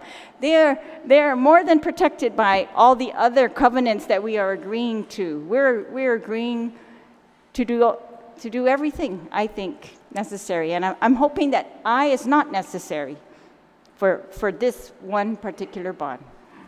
Thank you, Mr. Thank you very much, Madam Vice Speaker. On the proposed amendment by Vice Speaker Talai to delete lines 3 to 5 on page 31, there's been an objection. All those in favor of the proposed amendment, please signify by raising your hands. Amendment fell. Vice Speaker Talai, you still have the floor.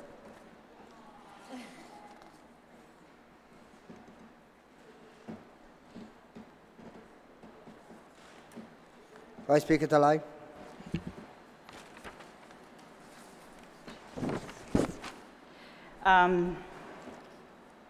Thank you, Mr. Chair. Yeah, okay. I want to clarify on page 31, subsection L with GITA, it talks about refunding it, that they can also, that this agency can also agree in its indentures to refund, and I want to know, it doesn't say anything about subject to legislative approval. And so I want to know, does this language then exempt them from legislative approval, such as the last GWA refinancing bond, as opposed to the new GPA refinancing bond? Is that what this would do? So, thank you, Senator. And again, everything that that is listed here by bond counsel is, again, to give you full disclosure of what may be asked and what may be included in the indenture. And again, this information is consistent with what's in the GPA airport and GWA mandates. And I think specific to GWA, again, their authority was for, because you asked, may I just clarify that their authority was to issue bonds to meet their consent decree in this amount. And so their authority was for that amount. And they issued it in, how many series? Again, for rate impact, they didn't want to issue one bond in the front end. They've been doing it based on what their rates can handle, what PUC can approve. And so that's why it was given that authority. We have a consent decree. This is what it means, and we're going to do this over time when we can afford to do it and when we think the project can be done. But again, all of this is just overall format, and again, we and bond counsel will tell us we can't issue any bonds unless there's legislative approval. All right, thank you. And I just want to, yes, please,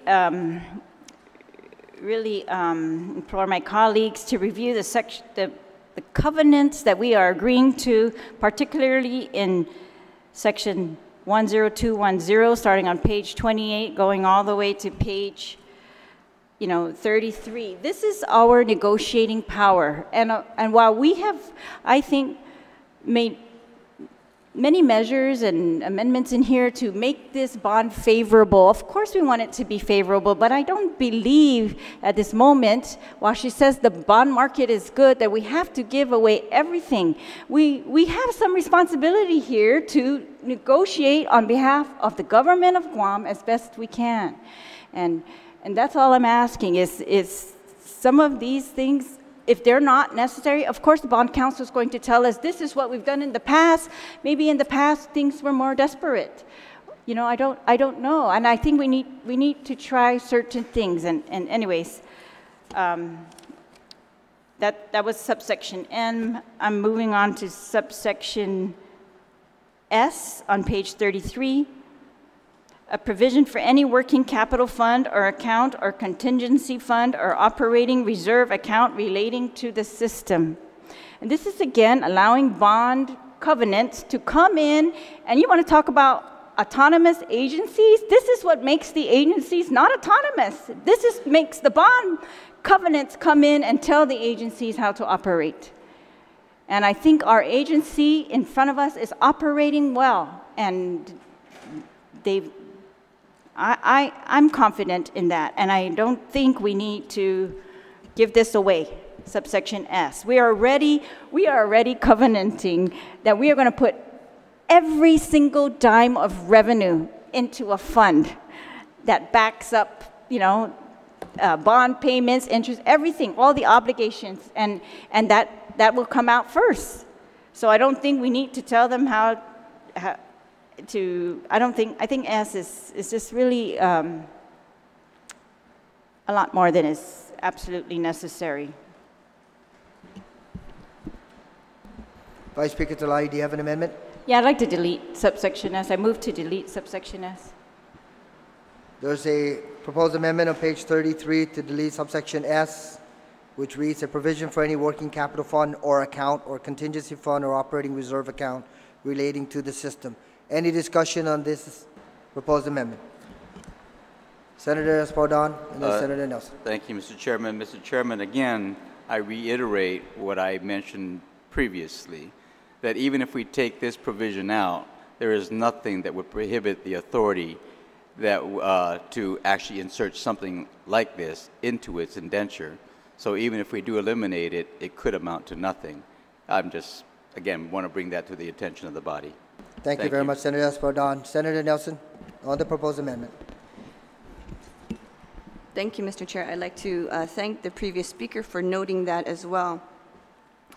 The area that the proffer of the amendment is looking to delete is a provision for any working capital fund or account or contingency fund or operating reserve account relating to the system. System. means all works, property, and facilities now owned, operate, or leased by the authority and used by and useful to the authority for providing a deep water commercial port known as the Jose D. Leon Guerrero Commercial Port. This is the definition of what system is in this small clause.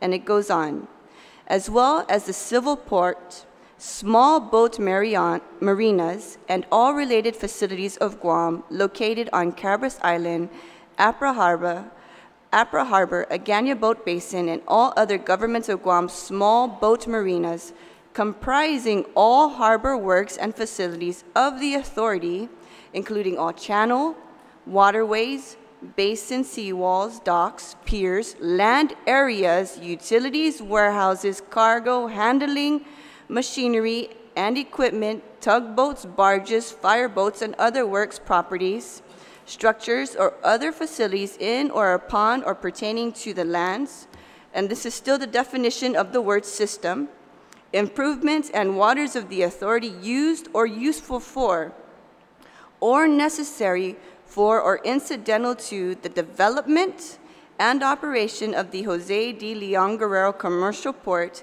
as well as the civil ports, small boats marinas, and all related facilities of Guam located on Cabras Island, Apra Harbor, Agana Boat Basin, and all other governments of Guam's small boat marinas, together with all improvements to such works, property, and facilities, or any part thereof hereafter acquired or constructed by the authority, now or hereafter acquired or constructed by the authority, now or hereafter existing, owned and or operated by the authority or its contractors, agents, or subcontractors.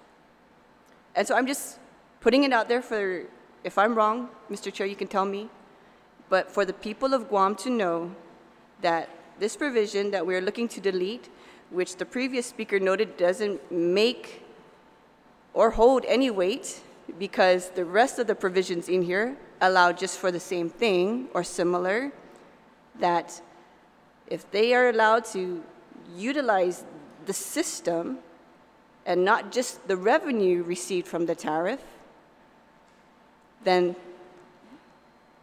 whoever buys the bond owns our port, our waterways, our channels, everything sitting on it.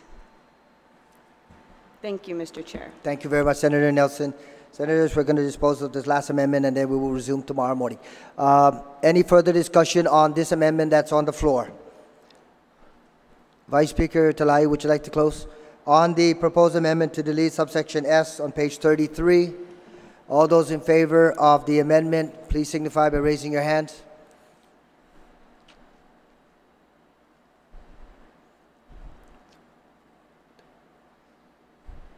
Amendment fails. Senators, we will resume with Vice Speaker Talai on page 33 tomorrow morning at 10 a.m. I'd like to caution everyone, I understand the concerns with regards to this particular legislation, especially the pages preceding page 45, but be mindful that it's gone through the scrutiny and the review of the Port Authority of Guam officials.